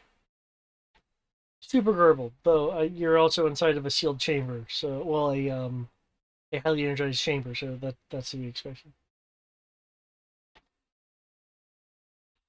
Clax, are you wanting to roll perception, or are you too focused on the singularity that is being Oh no, I'll definitely roll the perception. I said, "Oh look, it started. We need to run," and I proceeded to start moving. But then again, that's what I started to do. And 1823. Okay. Both Amir and Clax will be able to hear that that the modifications to the trade ring have been completed, and if they should try leaving at this point because they don't know what stage you're at. Go, go, go, go, go, go. Well, we can't get off if they leave before we get there. To answer that question, It's going to take us hours to get to them. to answer that's that a good point. question, there is a transmission that you are able to hear, Clax, because of how you rolled. That was originally garbled. That for Amir was garbled up. There is a message from Discord asking if you need the Dauntless. Because with the station repaired, it no longer needs the Dauntless connection to the shipyard. Yes. The answer to that is yes. I will scream bloody murder. Yes, as loud as I can. It said it on repeat. Launch, pickup, launch, pickup, launch, pickup. And aside from saying, I'm going to tell everyone to leave this area. There is a black hole forming. Godspeed.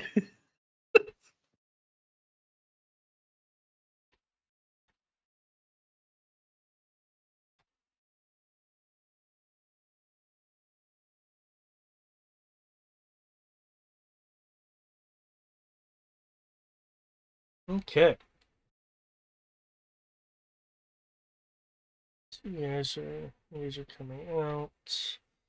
Let's see, what's the ring gonna be?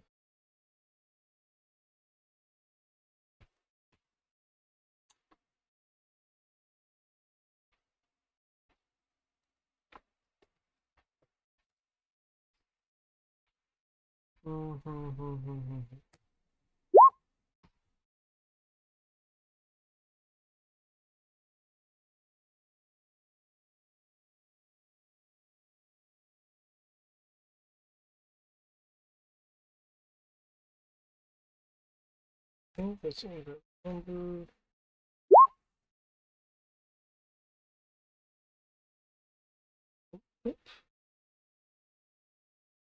Between stuff.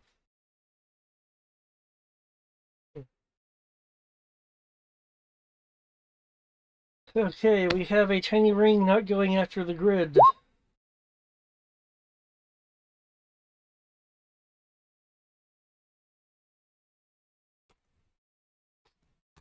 It is, however, going after Mir. Well then, that's There's a random choice, yes.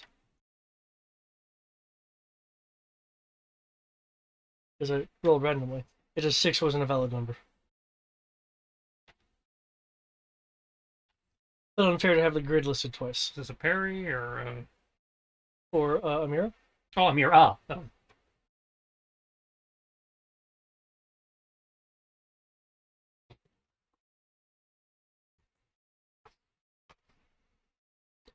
Oh. Cool. She's able to resist the damage. Was not expecting that.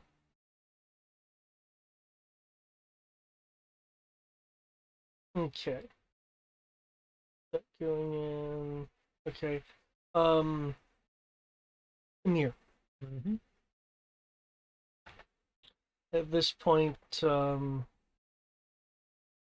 and Flax would be able to leave the building since they've already started the initialization sequence in a rather rapid way because of a super high roll. Hopefully, it's all configured correctly.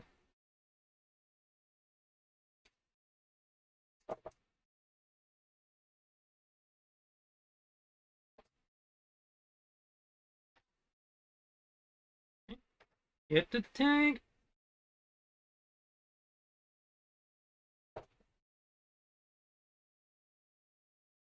Given that it's 30 meters away, I suppose we need to make a running roll. Unless you want to take 2 turns. Yeah, you need a running roll if you want to get there in a single turn.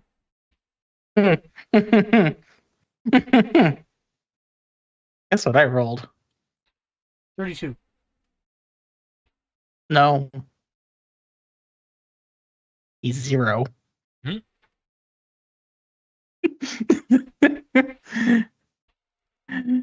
Let's hear it for knees. Were you intending to do an all out? Yes,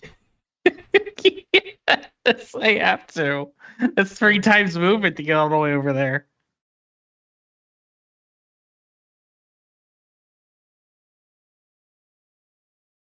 The knees. They curse me. Wait, hold up. I have 2 dice because of my bad knees. Overconfidence gives me 1 dice. So hold up. Sorry, I have a 1. Not a 0, a 1. Okay.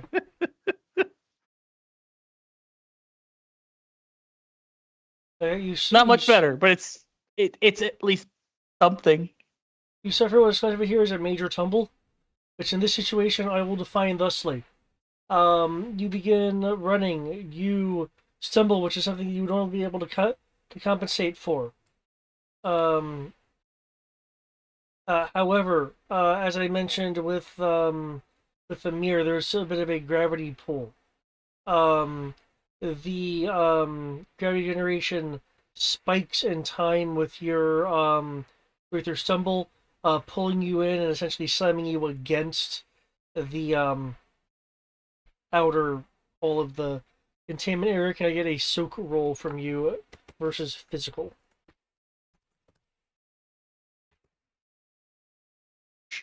Sure. Essentially, a major So- number is fall, no move, and damage. But given the situation, you moved, you just got, tripped and really slammed into shit. Gotcha. My soak is going to be 40.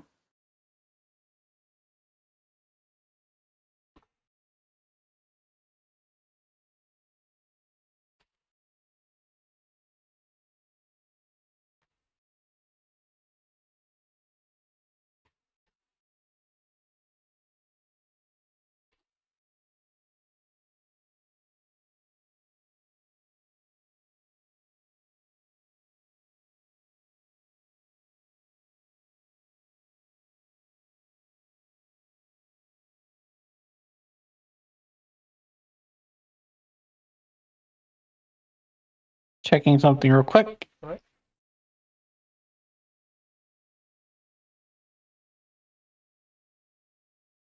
Does soak count as a strength roll? In terms of various things? You're being a bit non-specific. I assume you're referring to your ability to reroll. Yeah. in this case, given what it is, I will count it. Thank you. You're being slammed into something, which I will count as melee. Oh, this is much better.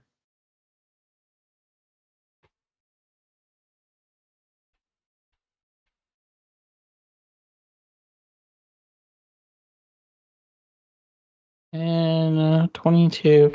A 28. Okay. I'll have you know the first roll was a 4. Was a 4. Okay. That was the first roll. I re-rolled it, thank you. I'm glad you were able to. Your Krogan hardiness is able to have you not take any appreciable damage from the Gruvidic Slam. I wrote some ones there, damn. Okay. For Kim, if you have a moment, I could use a running roll from you if you are wanting to get to the Hezak in a single turn. If not, you don't need to roll.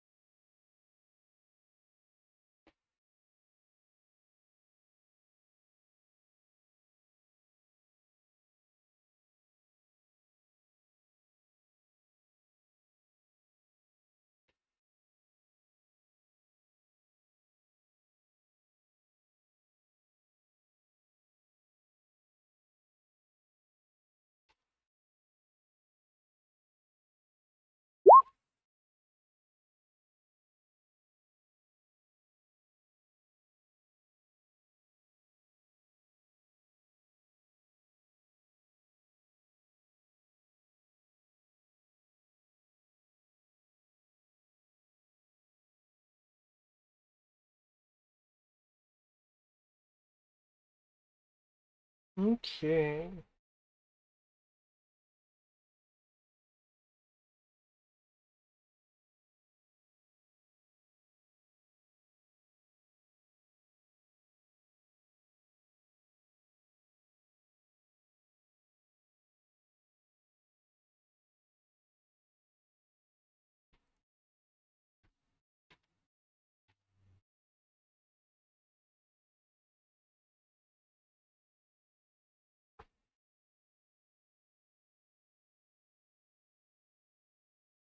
Un momento.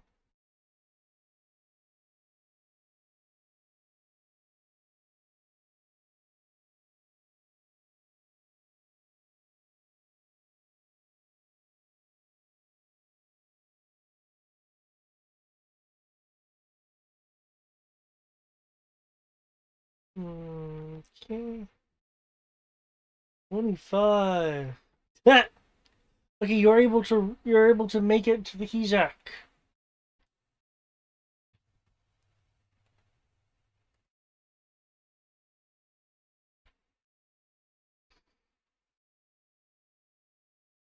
Okay, everyone else, except for Klax, given that roll from before, and Amir, since you're still at the guns, are able to fall back into the Hezak.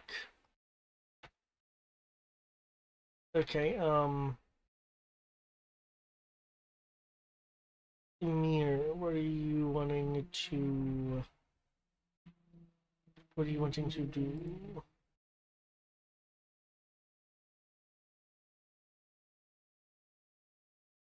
Okay.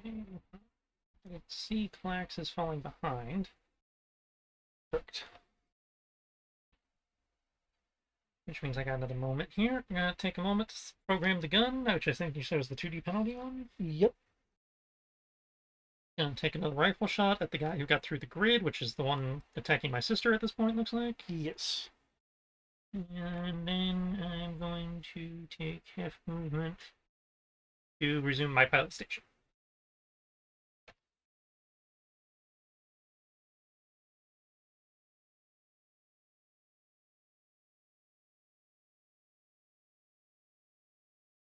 You know what? I'm tired of this.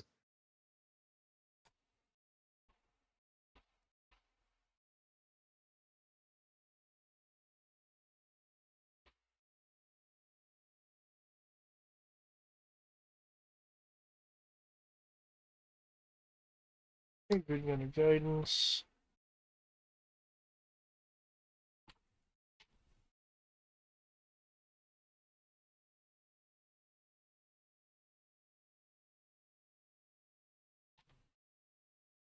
Oh, that definitely hits.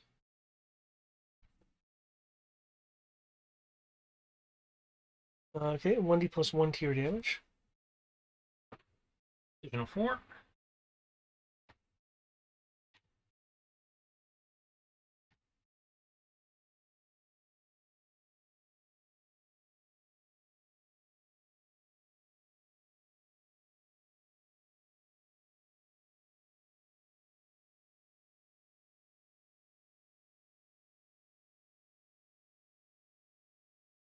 Okay.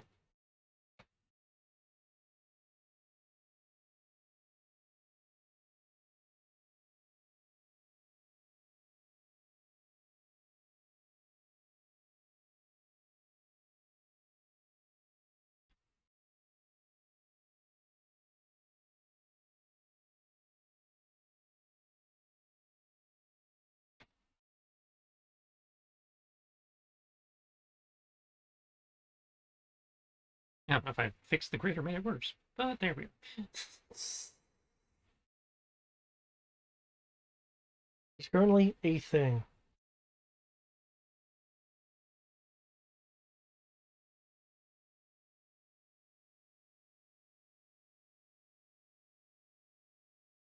Kristen, I don't think the game wants me to survive. You fuck up again. Yes. Maybe stop trying to run and just, get here the old-fashioned, the slower way. Don't worry, I spent my character points to fix it. It's still not good, but it's something.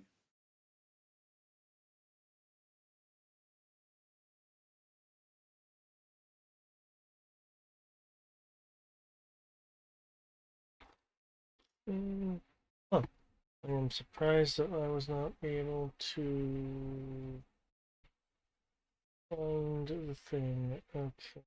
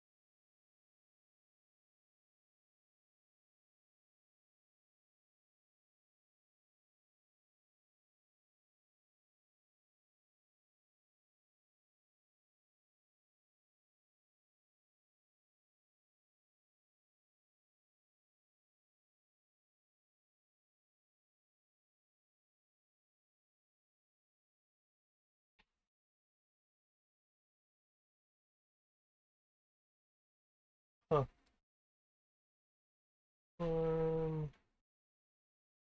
The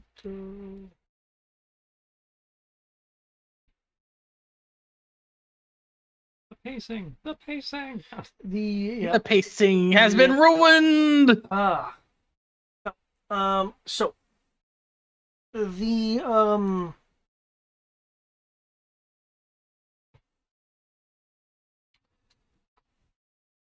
extra damage. Wow, shit, that thing rolled a fucking 8. Holy shit. Okay. It kills it. It completely dissipates as it warps into non-existence. Now, Clax, I believe you had a roll. So I'm going to tell you what I've done before I tell you the result. All right. I spent 5 character points. I've rolled a 1 and a 6. And the end result of all of this is a 16. I'm spending 5 character points and zeroing out my initial roll.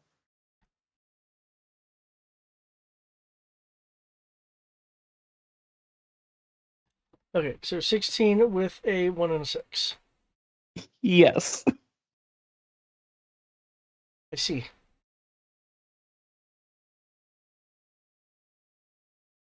Let's see. I at least have a number that's not a 0. This is true. This is true. I at least moved a little bit. I rolled a 16. And you allowed me to get away with 15 right? before. Yeah, that's what keeps fucking him over. My bad knees. Your left knee has gotten a bit worse as while you are running and getting to the Hezek, while your body was able to take that slam into the gravity generation, your knee apparently hit wrong as there is now some rapid swelling under the kneecap. I apologize because it is extraordinarily painful. Yes, I'm aware. Oh, you are aware. I've hurt my knee when I got in my car accident back in 2019, remember? I wasn't bad enough to go to the hospital or anything, but I definitely felt it when my knee hit the freaking bottom of the console. Okay, well, I've had leg immobilization due to knee stuff before. Oh, I haven't had it that bad. So, which is why I'm I apologizing. got damn near to that. It can be excruciatingly painful. Yeah, I didn't get that bad, but I definitely understand that pain. So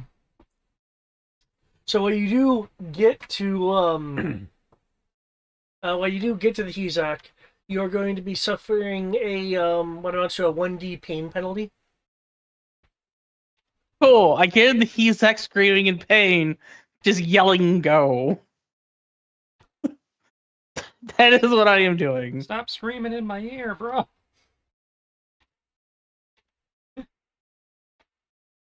My legs. After reflective rifleman. Okay. The grid is trying to hold off the greater group with the new parameters. Everyone's in the Hezek. Where is the Hezek wishing to go? Because the area is essentially surrounded, though only one direction has a large one. Well, we want to go away from the large one. Flag, Presumably. see if you can raise the Dauntless so we can set up a pickup.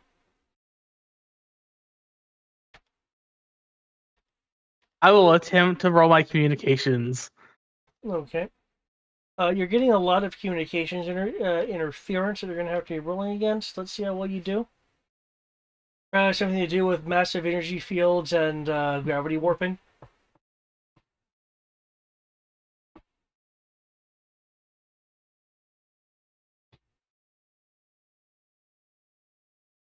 A 32. 32? Yep, a 32. Okay. You feel like you have punched a pretty good signal through? And Pick Kim, up if now. you can Where? And like, yeah, fact, get us pick up Kim. If you can tune the inertial compensators or something to help protect against gravity, that'd be great. I know there's that Vong trick I can, that I can do to help. The thing they did with to prevent the Dogen basals from sucking. Yeah, which is the first thing that pops into my head, actually. But I wasn't sure if he could tech something to make it even better. But yeah, I'll definitely be doing that as we're going. Okay, calling in the Dauntless for a pickup. You can get a rendezvous. The rendezvous, however, is in a is in a place, while it is closer to your side, is does have a lot of destruction around it, so there's going to be a bit of terrain to go through. That's fine.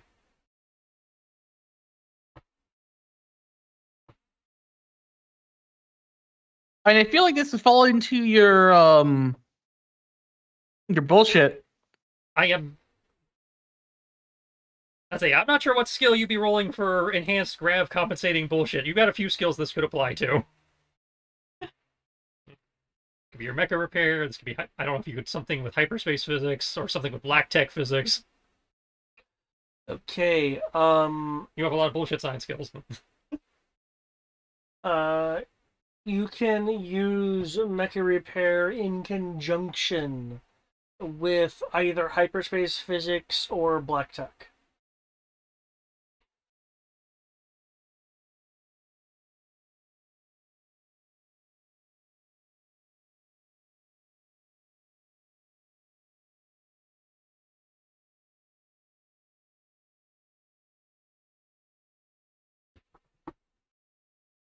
Now,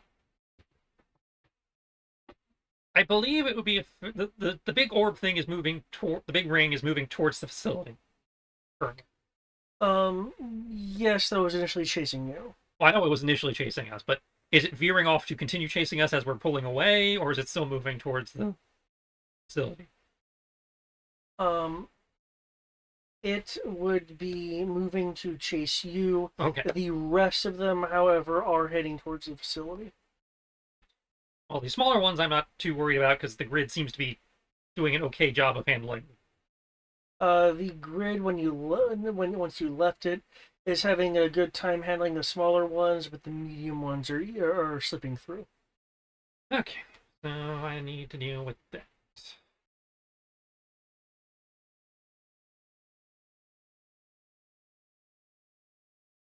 Flax, we got some mediums that are slipping through that we probably ought to be aware of. So, be smart with the missiles, but lay down some AoE fire for that.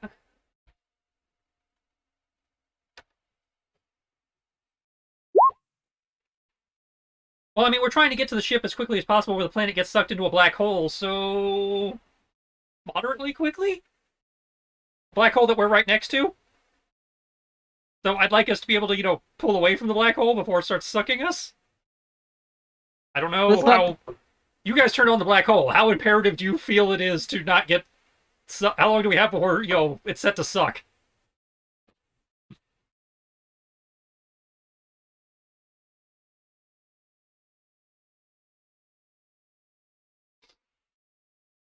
I think he's currently asking more in a meta sense.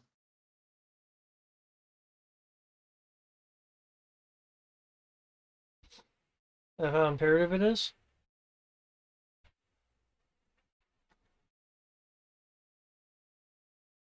And saying, how imperative is it not to get sucked into a black hole? I don't know.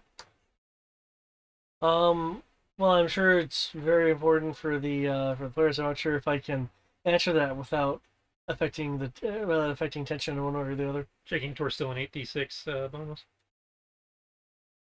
8d6 bonus. Skill. The larger ring. Yeah, the big guy, yeah.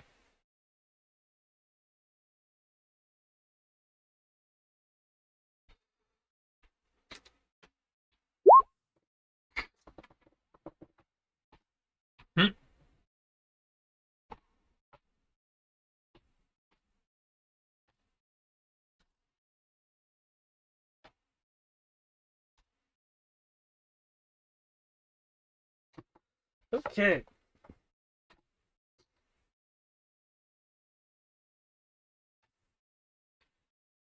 Some of your systems are giving you odd readings, but I don't think the chemical missiles have AoE, by the way. Yeah, they do. It was like 6 Yeah. meters. yep, it was 6 from last time. I remember that.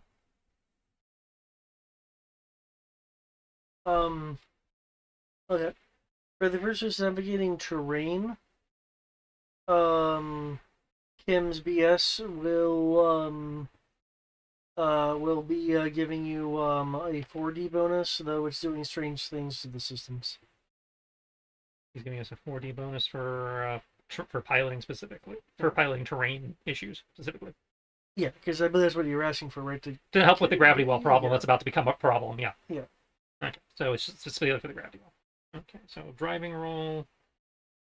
And the big guy's been doing both ranged and melee. Depending on how far away he is, yeah.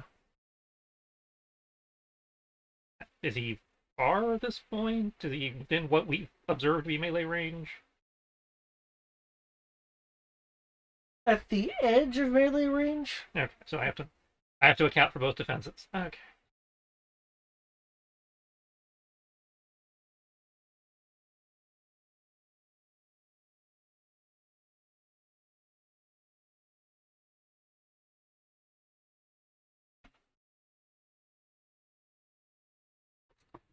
How's our SOCON bonus looking?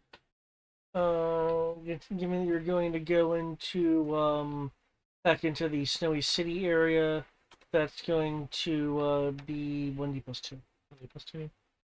York is focused on shooting, so he's not going to be giving me the bonus in theory.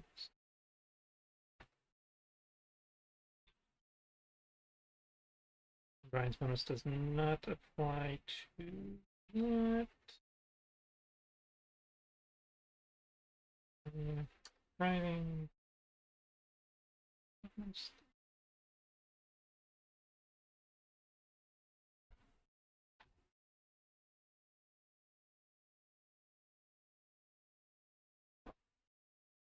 Yeah, there's the one. 9. Make your 1 and 9.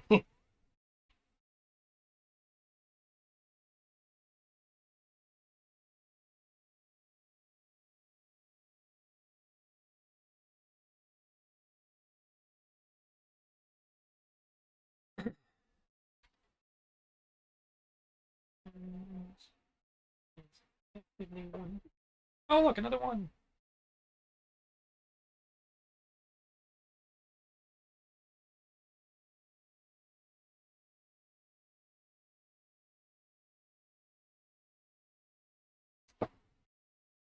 Not a one.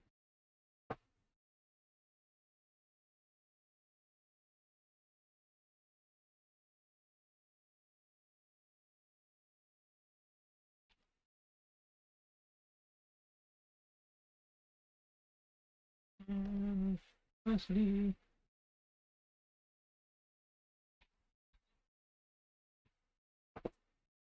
My fault for mapping myself, I suppose.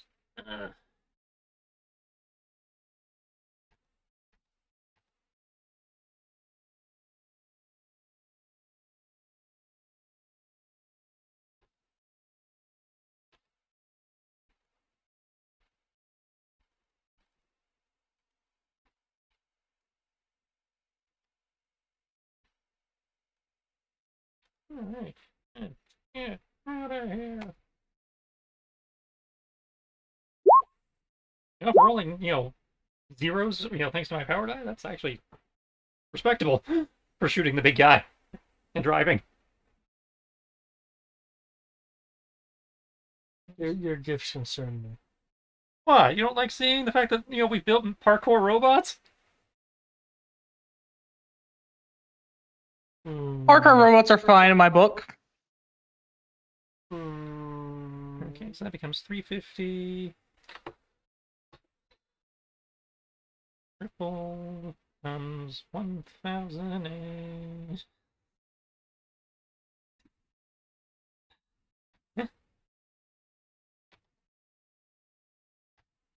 Okay. Okay, with all your ones, I was expecting lower numbers. I just put 1,050 shots into that. Okay. Oh, lots of ones. Damage. I pumped the damage to as high as the Hezak can go.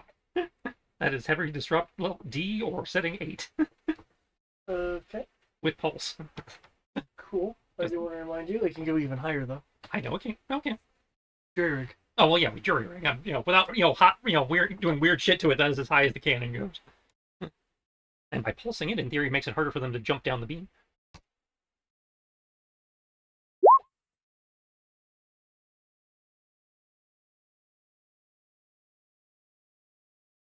That is actually pretty close. Okay.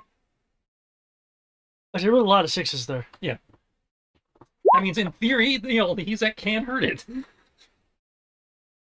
Yeah.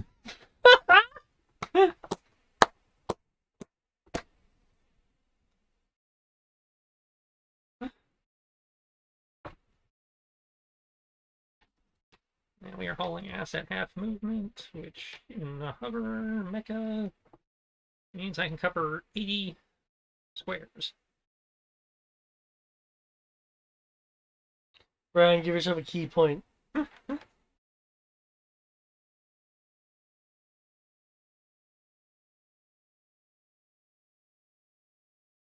Alright.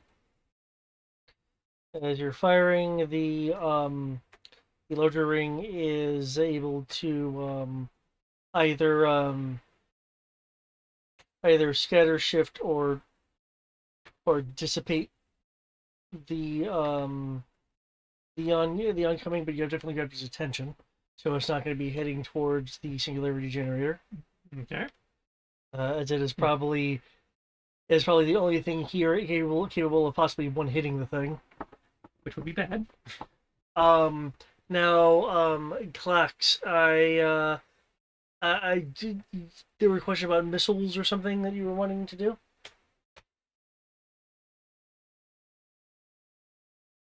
Didn't quite hear that. What was that? I was adjusting my headset. What about your headset? I was adjusting my headset, so I didn't quite hear what you said there.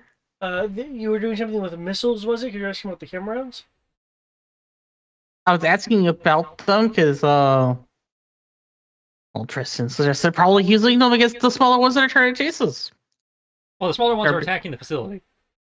Oh. And the medium ones are also attacking the facility. Yeah. The smaller ones are getting blasted by the defense grid. However, the medium ones are able to slip through. Oh, then I will barrage the ones that get past the defense grid. Yeah, With, it's missiles. like now it's time to lay down those 6-meter AoEs. Yeah, Okay. yeah, I'll do that. So 6-meter AoE, how many can I? Because you only mentioned 2 of them getting past. Are they close enough to each other? No, the smaller ones were getting past. The 2 that got past earlier was when the thing was under manual control. Not sure they're automatic control. I'm talking about the ones that so- got past now. Are they close enough together? Like, are they within 12 meters of each other? I need to know how many Some attacks are, I need to do. because there are clusters that are getting through.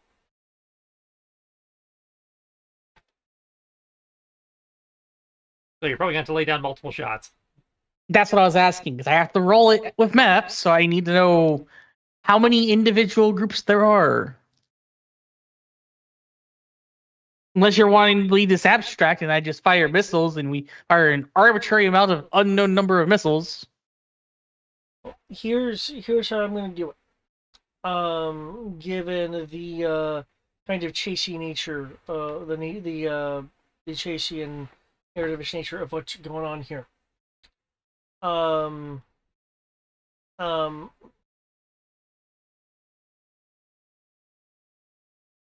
You can tell me how many missiles you are wanting to fire. And you can make a to-hit roll, and I will factor those numbers into the defense of the singularity generator when you guys are or when you guys are leaving, as the area is again kind of currently being swarmed. And I can only I will say this for each missile that that you contribute to this, I will be increasing the effective defense of the singularity generator by 1d plus 1. let me put it this way, David. Say I want to fire 8 missiles. To do that, I have to fire attack 4 times. Hmm. Am I rolling the 4 map or am I just rolling once? As I said, you can tell me how many missiles you want to roll and make your roll normally. And I will factor in how well you roll along with 1d plus 1 per the amount of missiles that you designate into the singularity generator's defense. Because those guys are going to stay here and post up. The assault will continue when you guys leave. It's just a matter of how much aid to the defense you are granting it. So I need to roll with consideration of map is what I'm asking. No.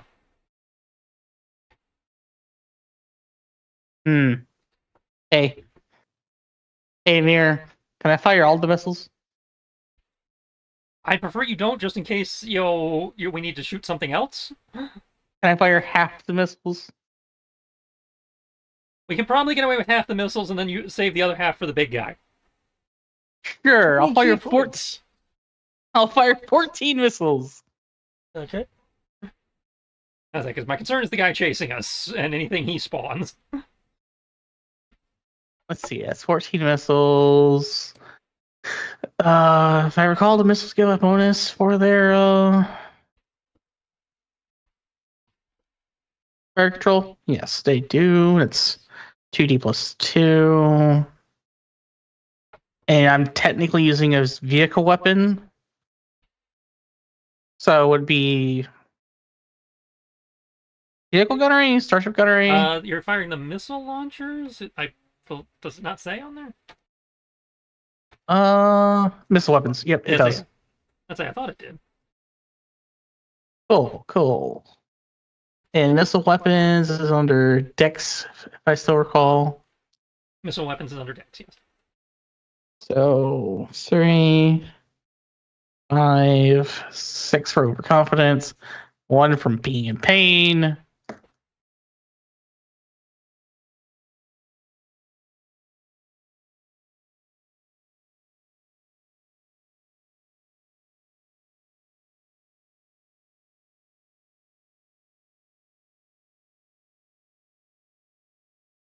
A flat 30. 30. Okay. And it's 14 missiles because we have 28.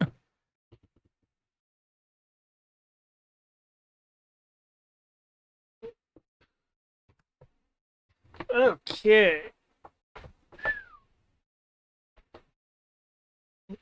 They'll be firing your missiles. The larger one will be in pursuit.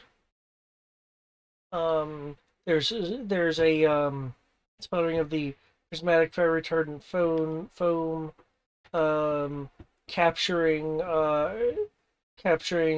groups or causing impediments for other light rings to have to deal with, since they can't simply clip through these.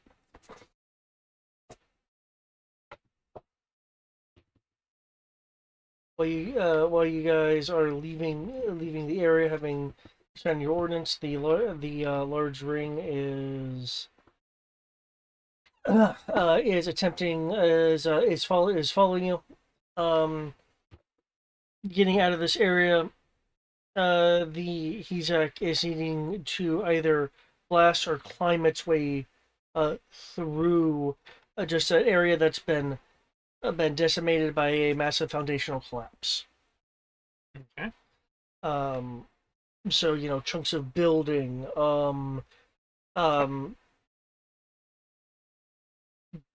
train systems at a higher level than you guys have been collapsed downwards. Things of that nature. With your 35 like a core there, you're able to kind of slip through areas, move through streets and places, or move around places that the unit would usually protest a bit too much about. You're able to slip through places that are more unstable than what is normally recommended. The second, let me just copy this related defense.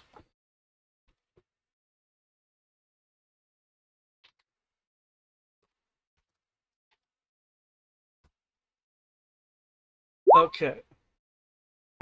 The large light ring is able to keep up because, well, it can cheat a bit by ignoring part of the terrain obstacles itself. While you have to move around something, you can effectively move through it, or jump past it. Um, you'll when you get through, you're gonna see this area that has, again, a lot of urban damage around it, along with what appears to be um,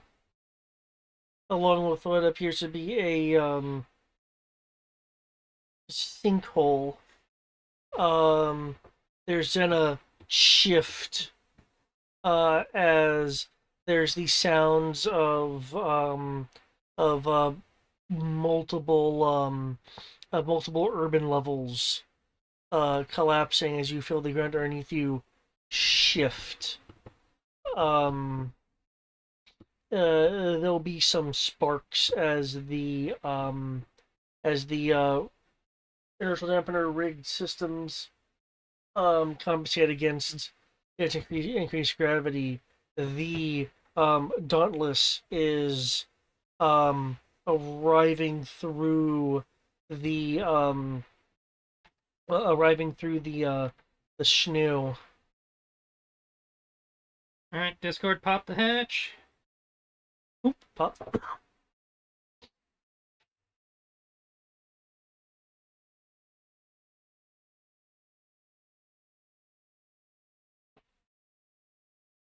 All right, Clax, you're going to give it whatever we got left. Got me? Sure. Last thing we need is that thing chasing us into space.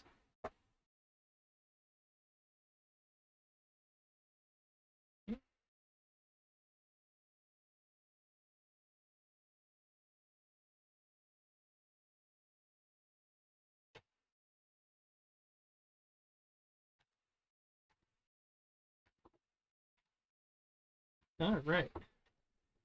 Get down into tanker mode to get up to some speed and get myself a ramp. Okay. Yellow. Hey, he lives. Hey. All right. Gunning for the ramp as fast as I can.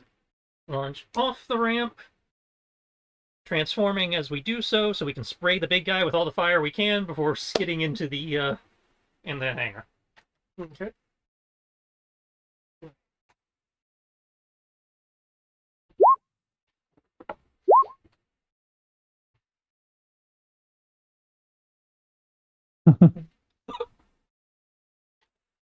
And given that I was told to do this at the same time as him, I will fire the remaining missiles, which is 14 of them, at the giant capital scale Yep. monstrosity. So you get plus 8D to hit in theory. Well, I mean, at this point, the narrative thing was for the defense of the. Oh, yeah, but he's shooting missiles at the big guy now. Oh, well, okay. So Yeah. you're mapping it. Yeah. Okay, cool. Yeah. Okay, +2, so do your damages now. Well, actually, that would be 1, 2, 3. Well, since we get these back eventually, fuck it. We restart at level 1 every time. 1, 2, 3, 4, 5.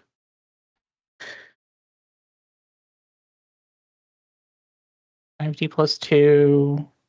Confidence. Yeah, I'll do this.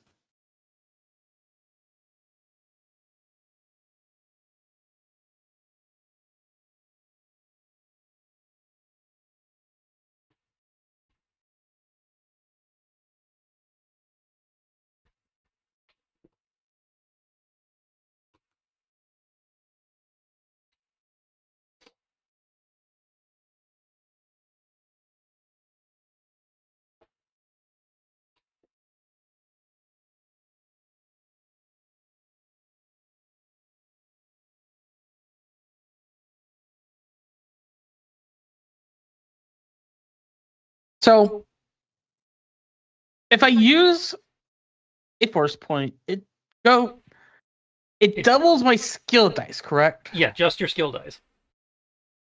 Not counting overconfidence or anything. Just the skill dice. Right, just the skill dice. But I go up to 6.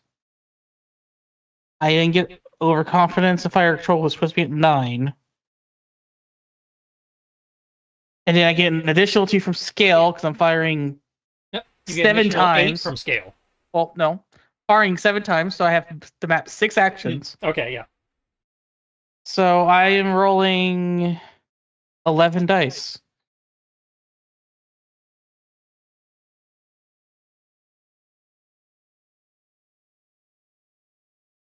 Star Wars, we don't get bonus damage if we hit them really well, right? Yeah, Star Wars is the one where we do. Oh.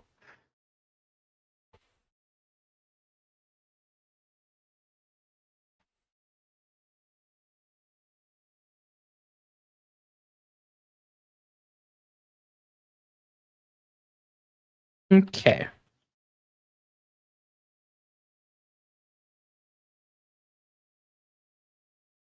$12, $24, $34.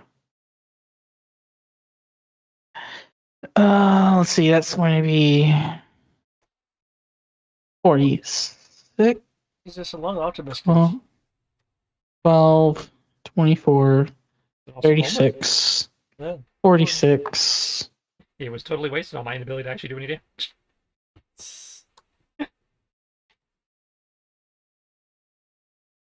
46 plus. That puts it 50, 54, 56. I rolled a 60 because I have set the force point and I've streaked. And that's a hit. Yes, that's the hit. The damage is going to be lackluster, but I at least hit it very, very hard. 1d plus 2 to your damage.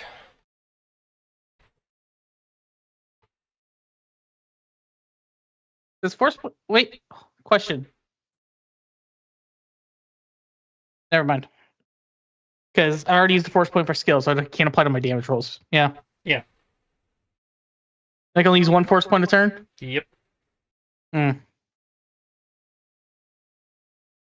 Dang.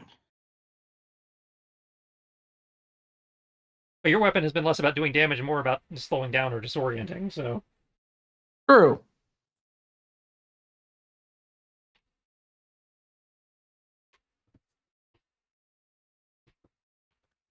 So, David, you need to make 7 soak rolls, by the way.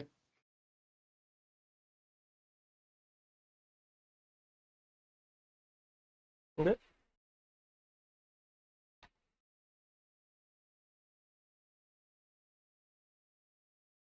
I'm pretty sure this is going to not get completely soaked, but it'll be super slow. So 10, 20, 52,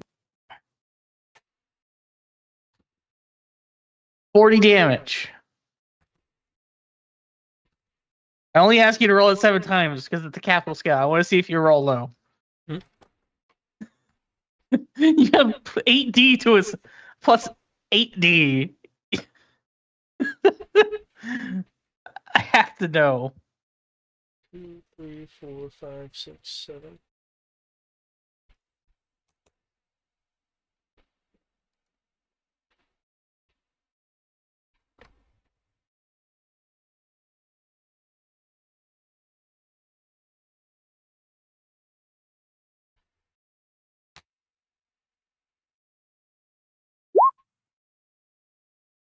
I damaged it twice. 3 times. Yeah, put you ahead of me. I rolled a 40.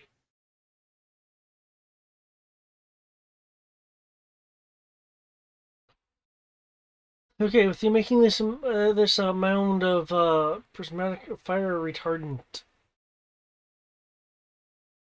you have indeed slowed it down. Well, on being on board the Dauntless, where are people wanting to go when they disembark the Hizak? Running for the bridge, telling as we're going, let Discord to point up, out of here.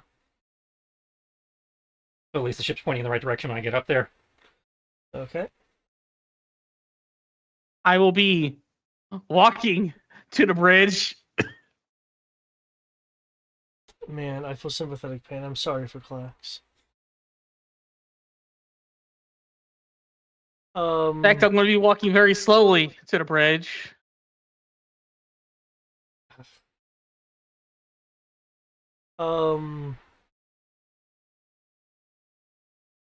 Okay, Kim, how about yourself?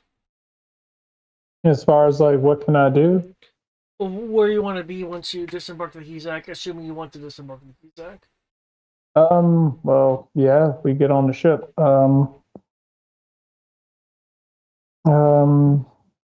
Still trying to get the fuck away from this ship, and we're trying to get away as fast as possible. Yeah, trying to get away from the planet as fast as possible.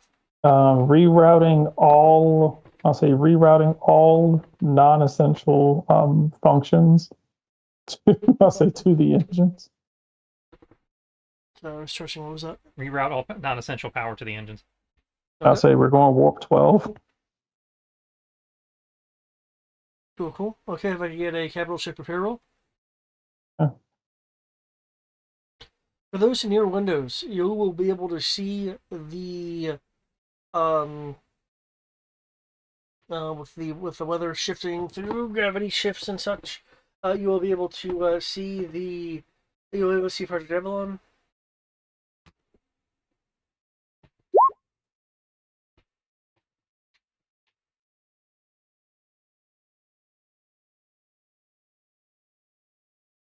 Okay. By the way, David, that 40. What were the results for damaging the thing? Because that. What's that as HP?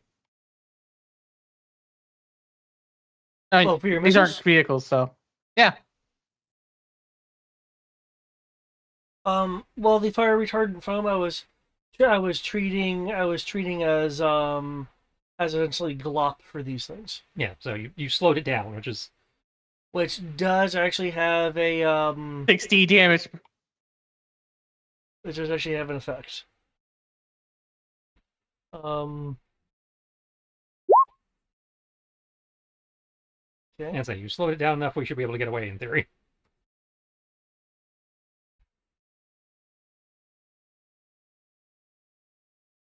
Okay.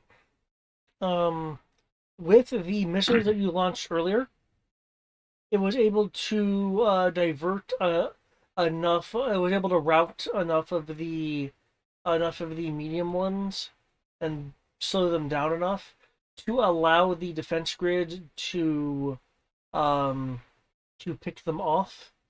As you can see, the defense systems with a 95 versus the 84 of the swarm. Yeah. So, yeah, you venting a large number of your missiles did really help there. Hoorah. Cool. As you are lifting off, there's a boom that you can hear and even feel the ship vibrating. The gravity is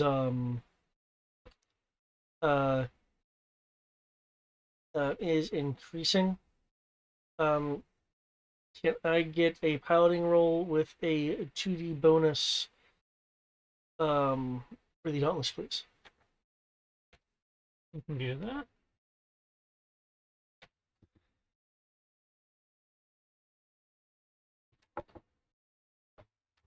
Make sure to dial the compensators.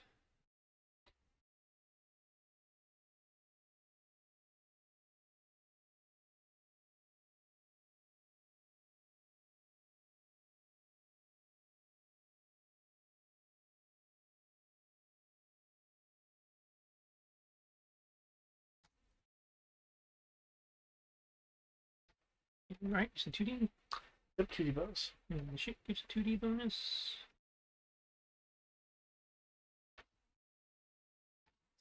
Does anything for piloting? Plus 1D for vehicle sensors. This is not sensors.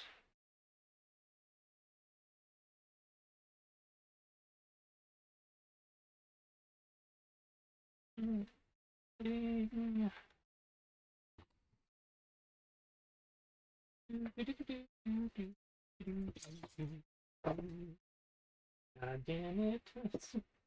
Ooh, 1 and a 6.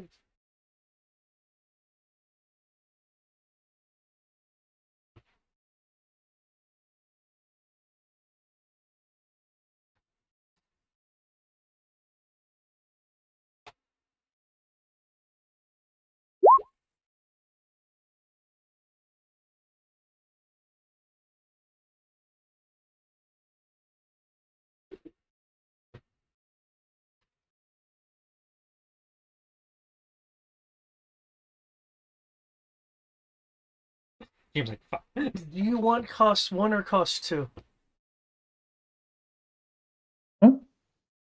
2? Okay.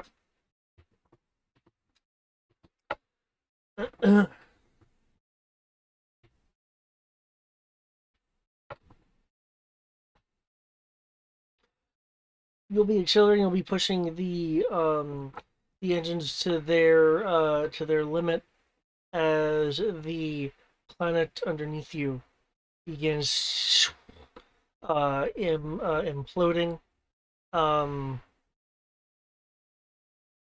The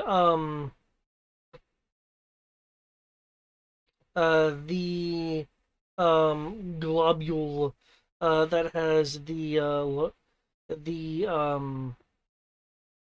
larger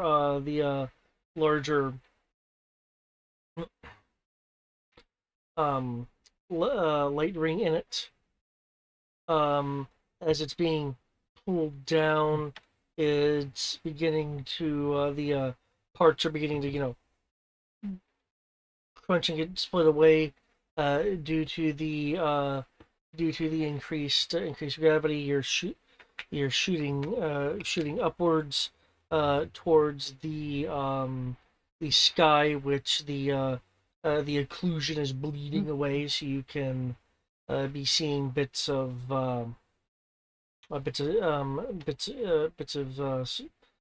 stars.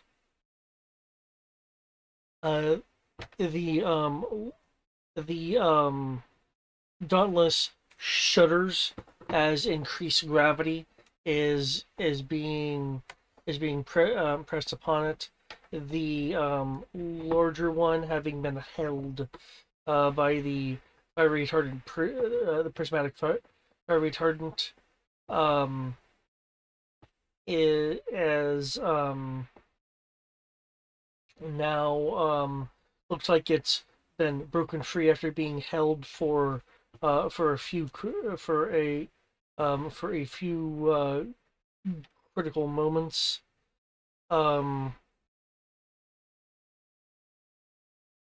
The light itself, the coloration of it, appears to be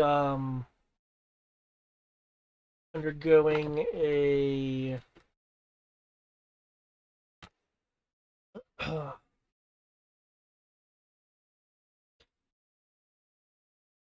appears to be undergoing a blue shift.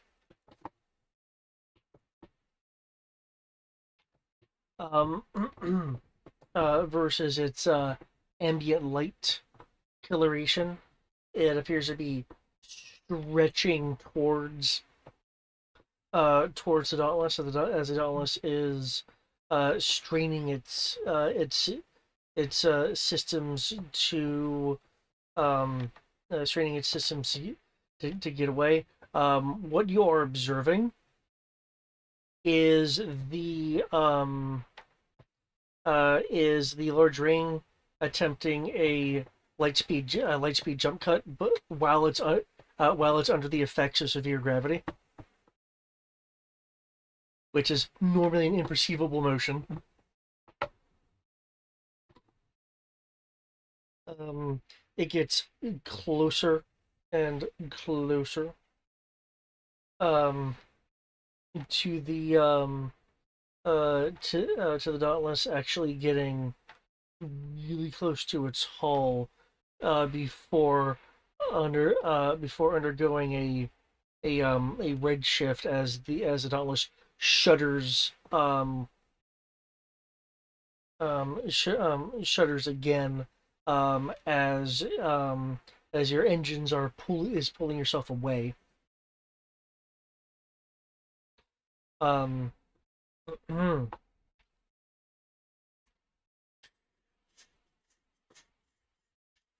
Yeah.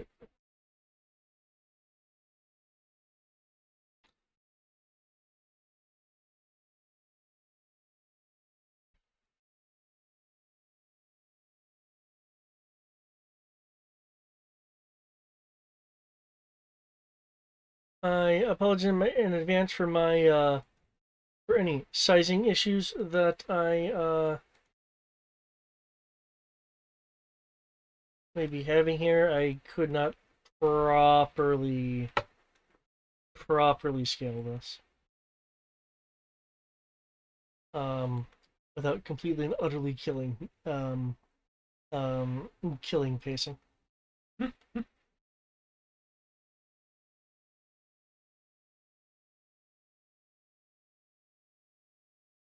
Okay.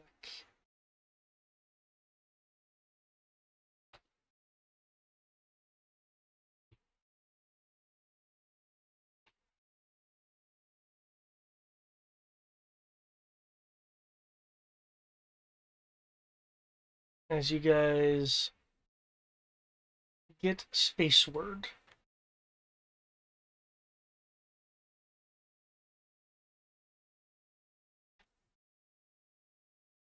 the planet collapsing in on itself, and your throttle, Dauntless, hitting 0. Kim, the sublight engines have completely overloaded. The bad thing, right? I burned out the engines. Yes. Yeah. Um, Did we get away? you are you are floating in space to the side and just below the trade ring. As the Is the station clear? Can we see that from here? as the Dauntless begins to shift and turn, no longer having its sublight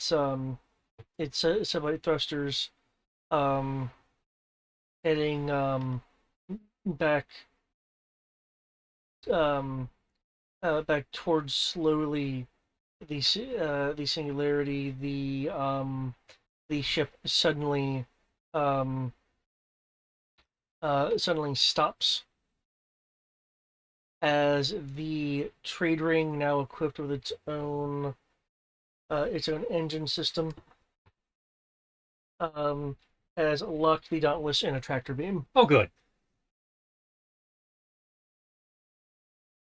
I was like, well, it's nice knowing you. Abandoned ship. Pop into We got to ship to the escape pods, which have weaker engines than the Dauntless. That's yes. Hey, weaker engines are better than no engines. Fair.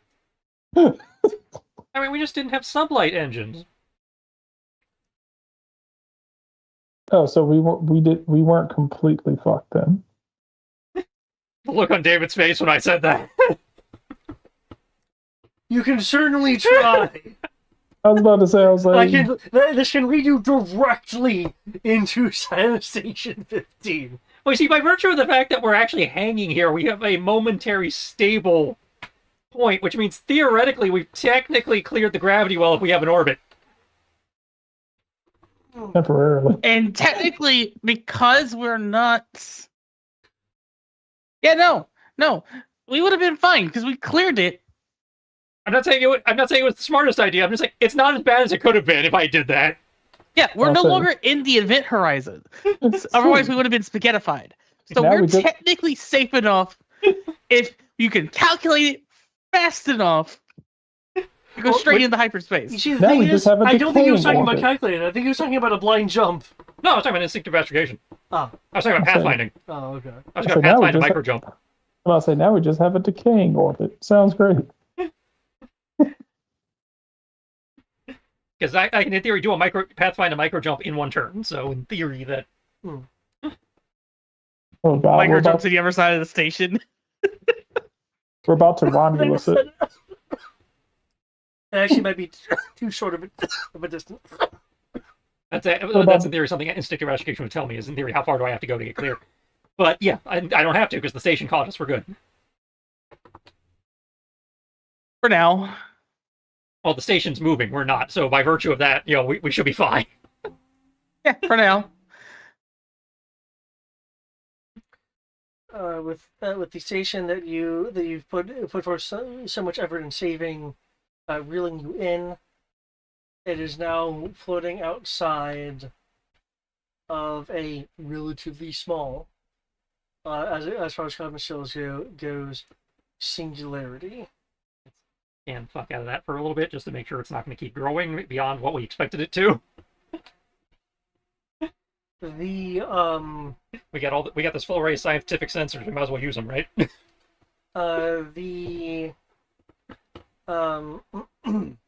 there's no signs of rings. Well, good. So it doesn't know how to use stun.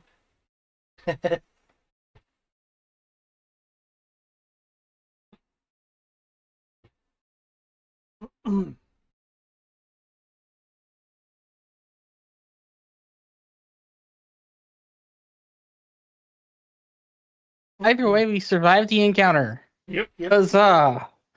You saved the encounter. You've saved the downed part of the orbital ring, which is now just acting as just a space station here. And in a first, no guest stars died. Oh yeah, no Richards. Hey, Names or no. otherwise. The Pathfinder survived in our first one. Well, yes, but we ran into other people that did die. Oh, yeah, no. We ran into plenty of people who have died. The only things that were dead here were set dressing. Yeah, it's like nothing. We didn't find like the ship that crashed before us and their dead Pathfinder or whatever. Yeah. No, like I said, no guest stars. That's like our our little Jack and Daxter friend lived. The station lived. And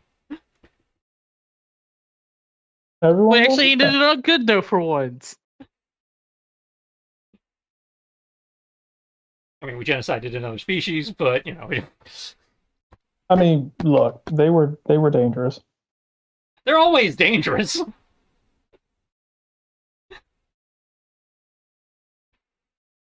I mean, they did it to themselves. This is what you get for messing with a species that has thumbs. Wait, you have thumbs? Yes. According to his art, he definitely has thumbs. Yeah. My artwork is literally me giving like finger guns. I'm making the joke that Krogans don't have thumbs. Oh, Krogans don't have thumbs? I'm pretty sure Krogans don't have thumbs. Krogan hands. This is good. Krogans have thumbs. I don't Well, think they I guess if that counts as a thumb, they have three. They have three fingers. They have three. So you have like, yeah, that looks They have like the a thumb. equivalent of a thumb, but they That have is- 3 fingers. That's That's it. definitely positioned as an opposable thumb. Okay, that's fair. It's a differently shaped thumb, but I think they still have a thumb. Yeah, well, I'm looking at it now. They have 2 fingers, and then a smaller finger that's technically in the position of what would be a thumb. So yeah, I guess they have thumbs. Or at least some kind of functional equivalent therein. And he was like, I guess they have thumbs. God damn it, I have thumbs. Son of a bitch. Well, it destroys the joke that I was trying to make. No, it doesn't. It just means that, Clax doesn't know what a thumb, recognize what a thumb is.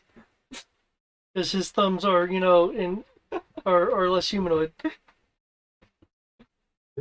Gives Amir a chance to, go, actually. No. Oh God. Like, wait, sis, when did you start wearing glasses? Through the smart times.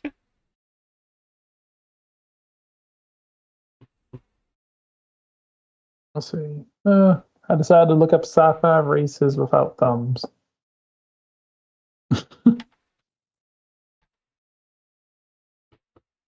However, I must still share this even though I didn't need it.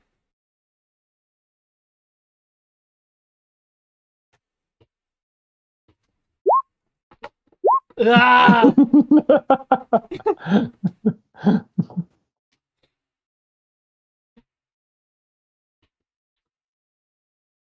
When everything's going to shit. I didn't have to type that fast, but I could have. I just want to say that I was mildly hoping that it was considered a vehicle, and I had damaged it with a damage rating of 10.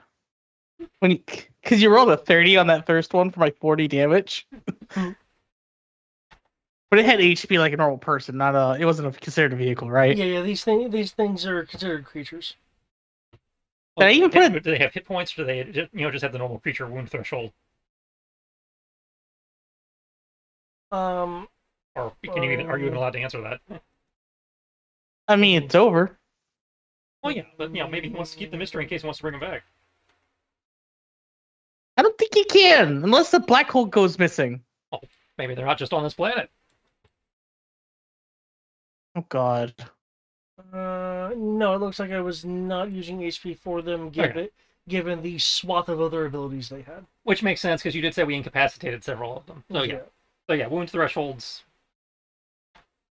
So what would a 10 be? I think that's incapacitated. Well, let's remember this is Glop. Well, yeah, but I mean, if you did real damage, it would be incapacitated because it's Glop. It just means they're held. No, it has 60 damage. Yes, but he was treating it as Glop because we were using fire retardant foam. With the prismatic stuff in it. Which does damage. No, Glop does not do damage. Glop just does entangle. Its damage is a gripping rating. Yeah. Oh. It's like my webbing in supers. Gotcha. That's it. The damage That is how was the sticky it is. disconnect there. Yeah. Or if you were shooting at it a fire, you would roll the damage versus the fire to see if you put it out. Yeah, at which point then it would count as actual damage. But But only versus the fire, yeah. as you try to smother it. Yeah, it's not I- real damage. Well, that just makes me sad. Well, Again, the purpose of them was the missiles in this instance was purely crowd control to prevent them from swarming us. if you did not do that, then then there would have been a different outcome to that stretchy bit at the end. Oh, I bet. Yeah, because it would have probably caught us. Which is why I said give it give it the missiles.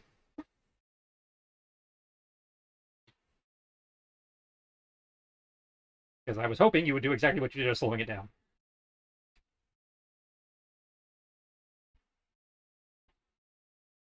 Yep.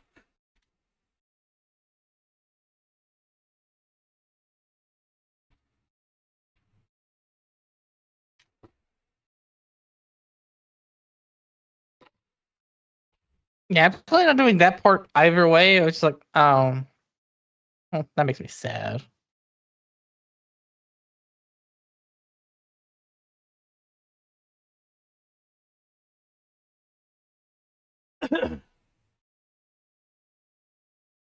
Nothing against it. It just, oh.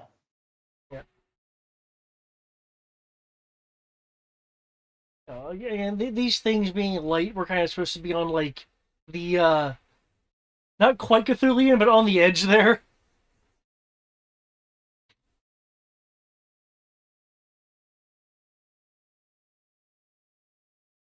Kind of one of those Black Mirror things. How the fuck do you fight light?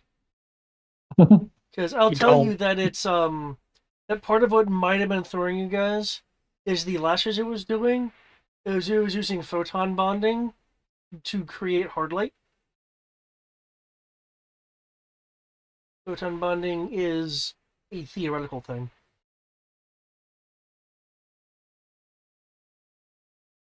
But, it just has control over its, form, for lack of a better phrasing. But yeah, yeah, yeah. You guys now know where a trade station is. Yeah. You have quite okay. You have definitely saved the galaxy. If we want to go a bit far, possibly the entire universe. But like given time. Well, I mean, they travel in light. The second they got in space, they can start jumping on starlight, and God goes, spread like wildfire. Yeah. Why haven't they? That's what I was wondering. I was like, how? Like, did they start on this planet? Did they just wind up on this planet, or just stuck here, or? We don't know. My Guess guess we would be never they. will. Yeah, now we never will. But clearly, when they blacked out the planet, they prevented them from catching starlight or anything. Yeah, Maybe the atmosphere was blocking the light enough they couldn't jump on it, because they did seem to require a certain amount of light before they could jump. yeah, the people who the station refers to as the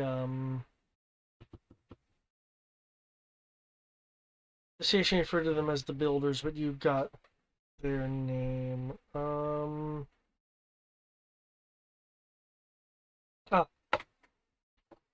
the Sheraton. The Sheraton basically, from what you guys were able to tell anyway, uh, they either found this planet or this planet was a part of their league, and they had to create a basically an orbital night cloak effect once these creatures were encountered. Um, because in the beginning they didn't have a way to fight them, and once they figured out kind of like more so how they operated, it was like, nope, we can't let this thing out, so we're just going to trap it and set up a failsafe. With the prism weapons, they of course found a way to kind of fight them, but clearly tons of them are still around. Who knows how they actually propagate.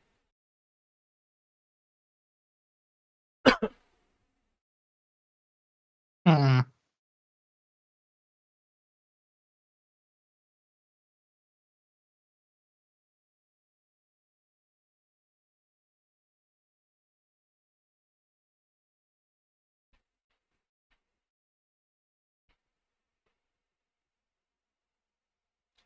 Oh, and Triss,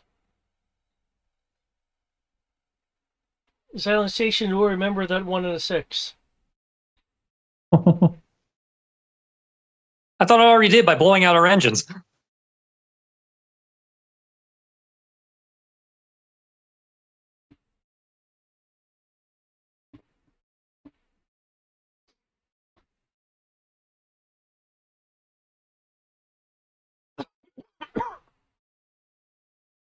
Yeah, you did blow out your engines.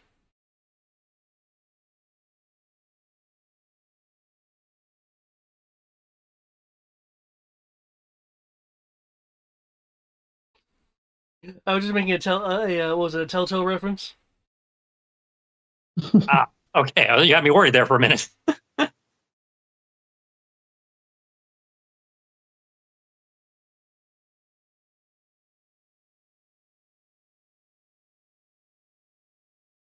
Don't worry. No matter how much he forgets in the immediate term, he always remembers in the end.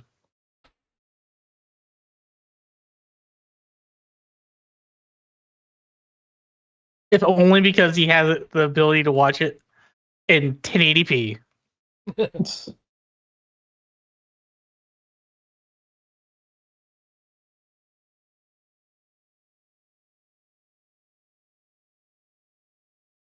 Dude, you're seeing those holograms, man. We're lucky if we get 360p.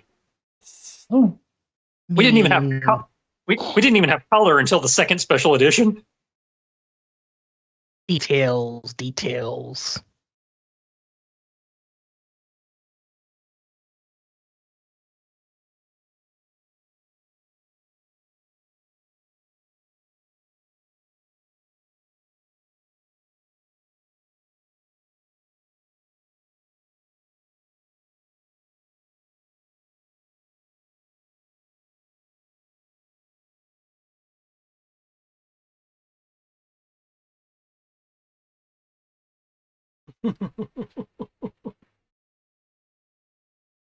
So, probably was just wanting to kind of have you guys wonder about that 1 and a 6.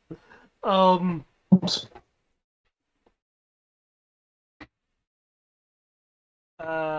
until the next science station, we're going to go back to doing normal shit for a while. So, assumingly, all it relates to is his ability to remember and navigate things in the immediate area.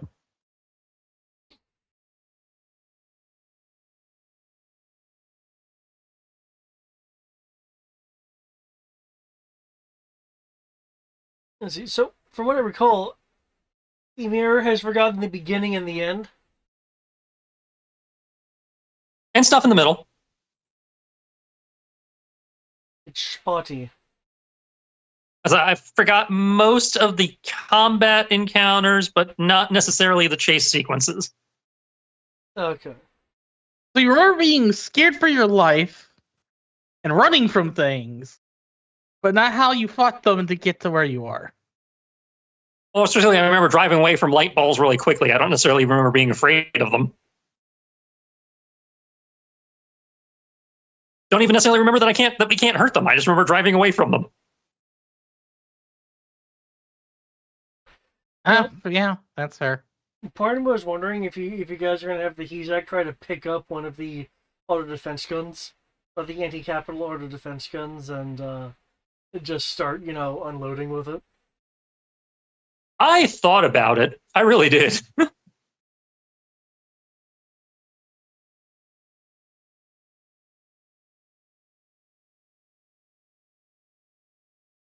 I mean, put it right there in front of us. This would be the first time when someone's gone, wait, I have a mecha, I want to pick that thing up and use it.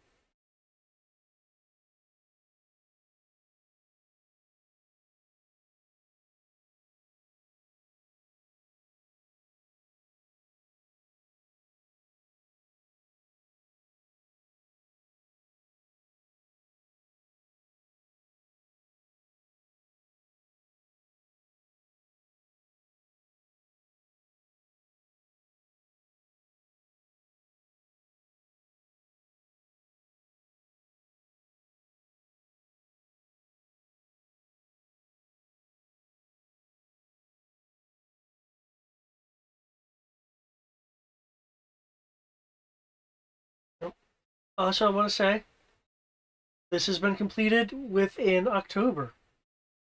this is so weird. That hasn't happened in years.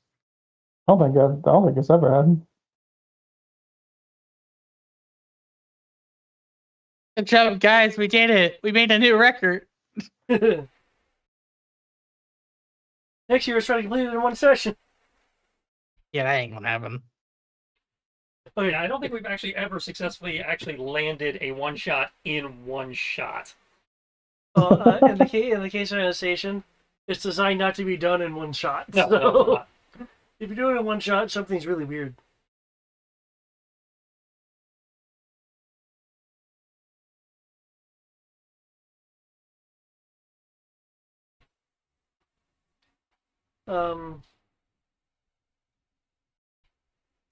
Was the skill saturation too much? As I know everyone was rolling like skills seemingly every 10 seconds. I thought it was good. Gave everybody a chance to flex. Yeah. I didn't have any complaints about it. But I think surprisingly, this has been one of the more languagey ones.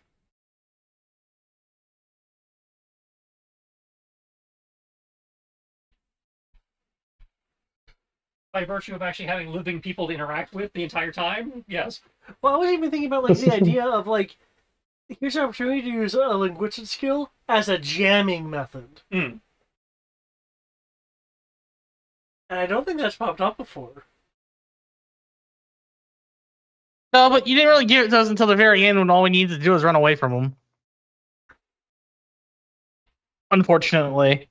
True, but that's when there was a large concentration of I them. think that was when we had a large enough concentration of them to. We might have noticed it sooner if we hadn't snuck through the subway tunnels for most of it.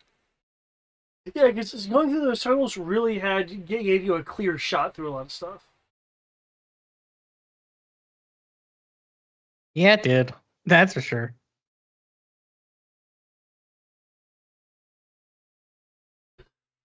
Freaking took, what was it? Was it Jill's route is easier? I believe that's what it's supposed to be. Is they claim Jill's route is supposed to be easy mode? Yeah.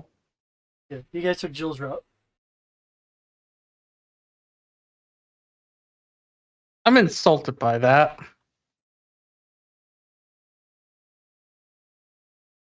What? It was the pragmatic thing to do.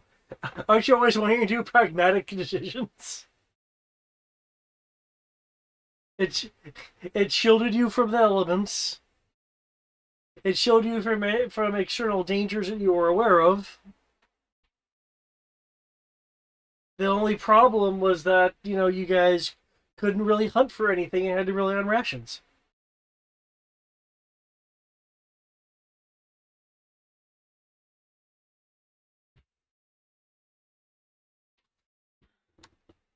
Mind you, I'm saying that as a joke. I actually don't care.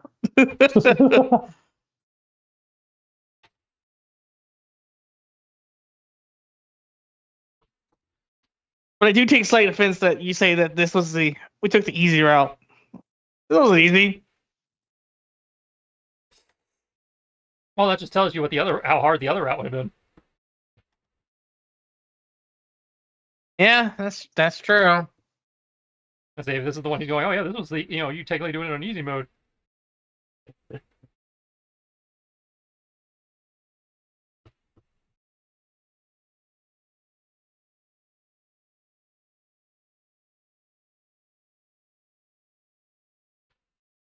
There probably would have been more combat encounters, which might have made it a bit of a slog.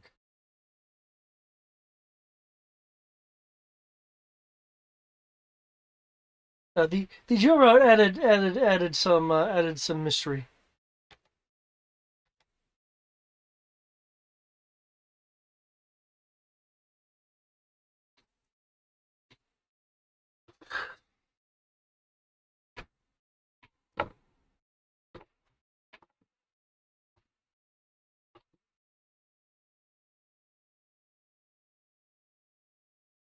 So we've managed to finish this.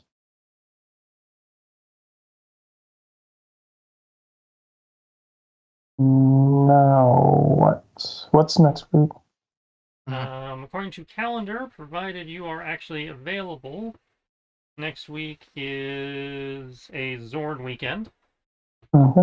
I wasn't sure if you were doing NecoCon or not. Nope. So ideally, depends on funds. I say I like everyone have hit a snag. So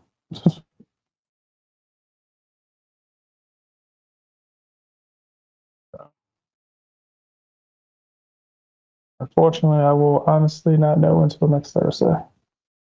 At Next some weekend, point, which is the 2nd, is Zorn, and then G.I. Joe returns on the 9th. I will say this. Joe. At some point, we do need to get everyone back together and do NecoCon and whatnot. Or just a con. At That'd be least nice. once. I'll say because I've been out of it. I've been out of it since 2019. Yeah, that's my point. Yeah. Of saying that we need to I don't know. get If the gang back together and at least go one more time. I don't know if you guys gone since then. We haven't been since COVID.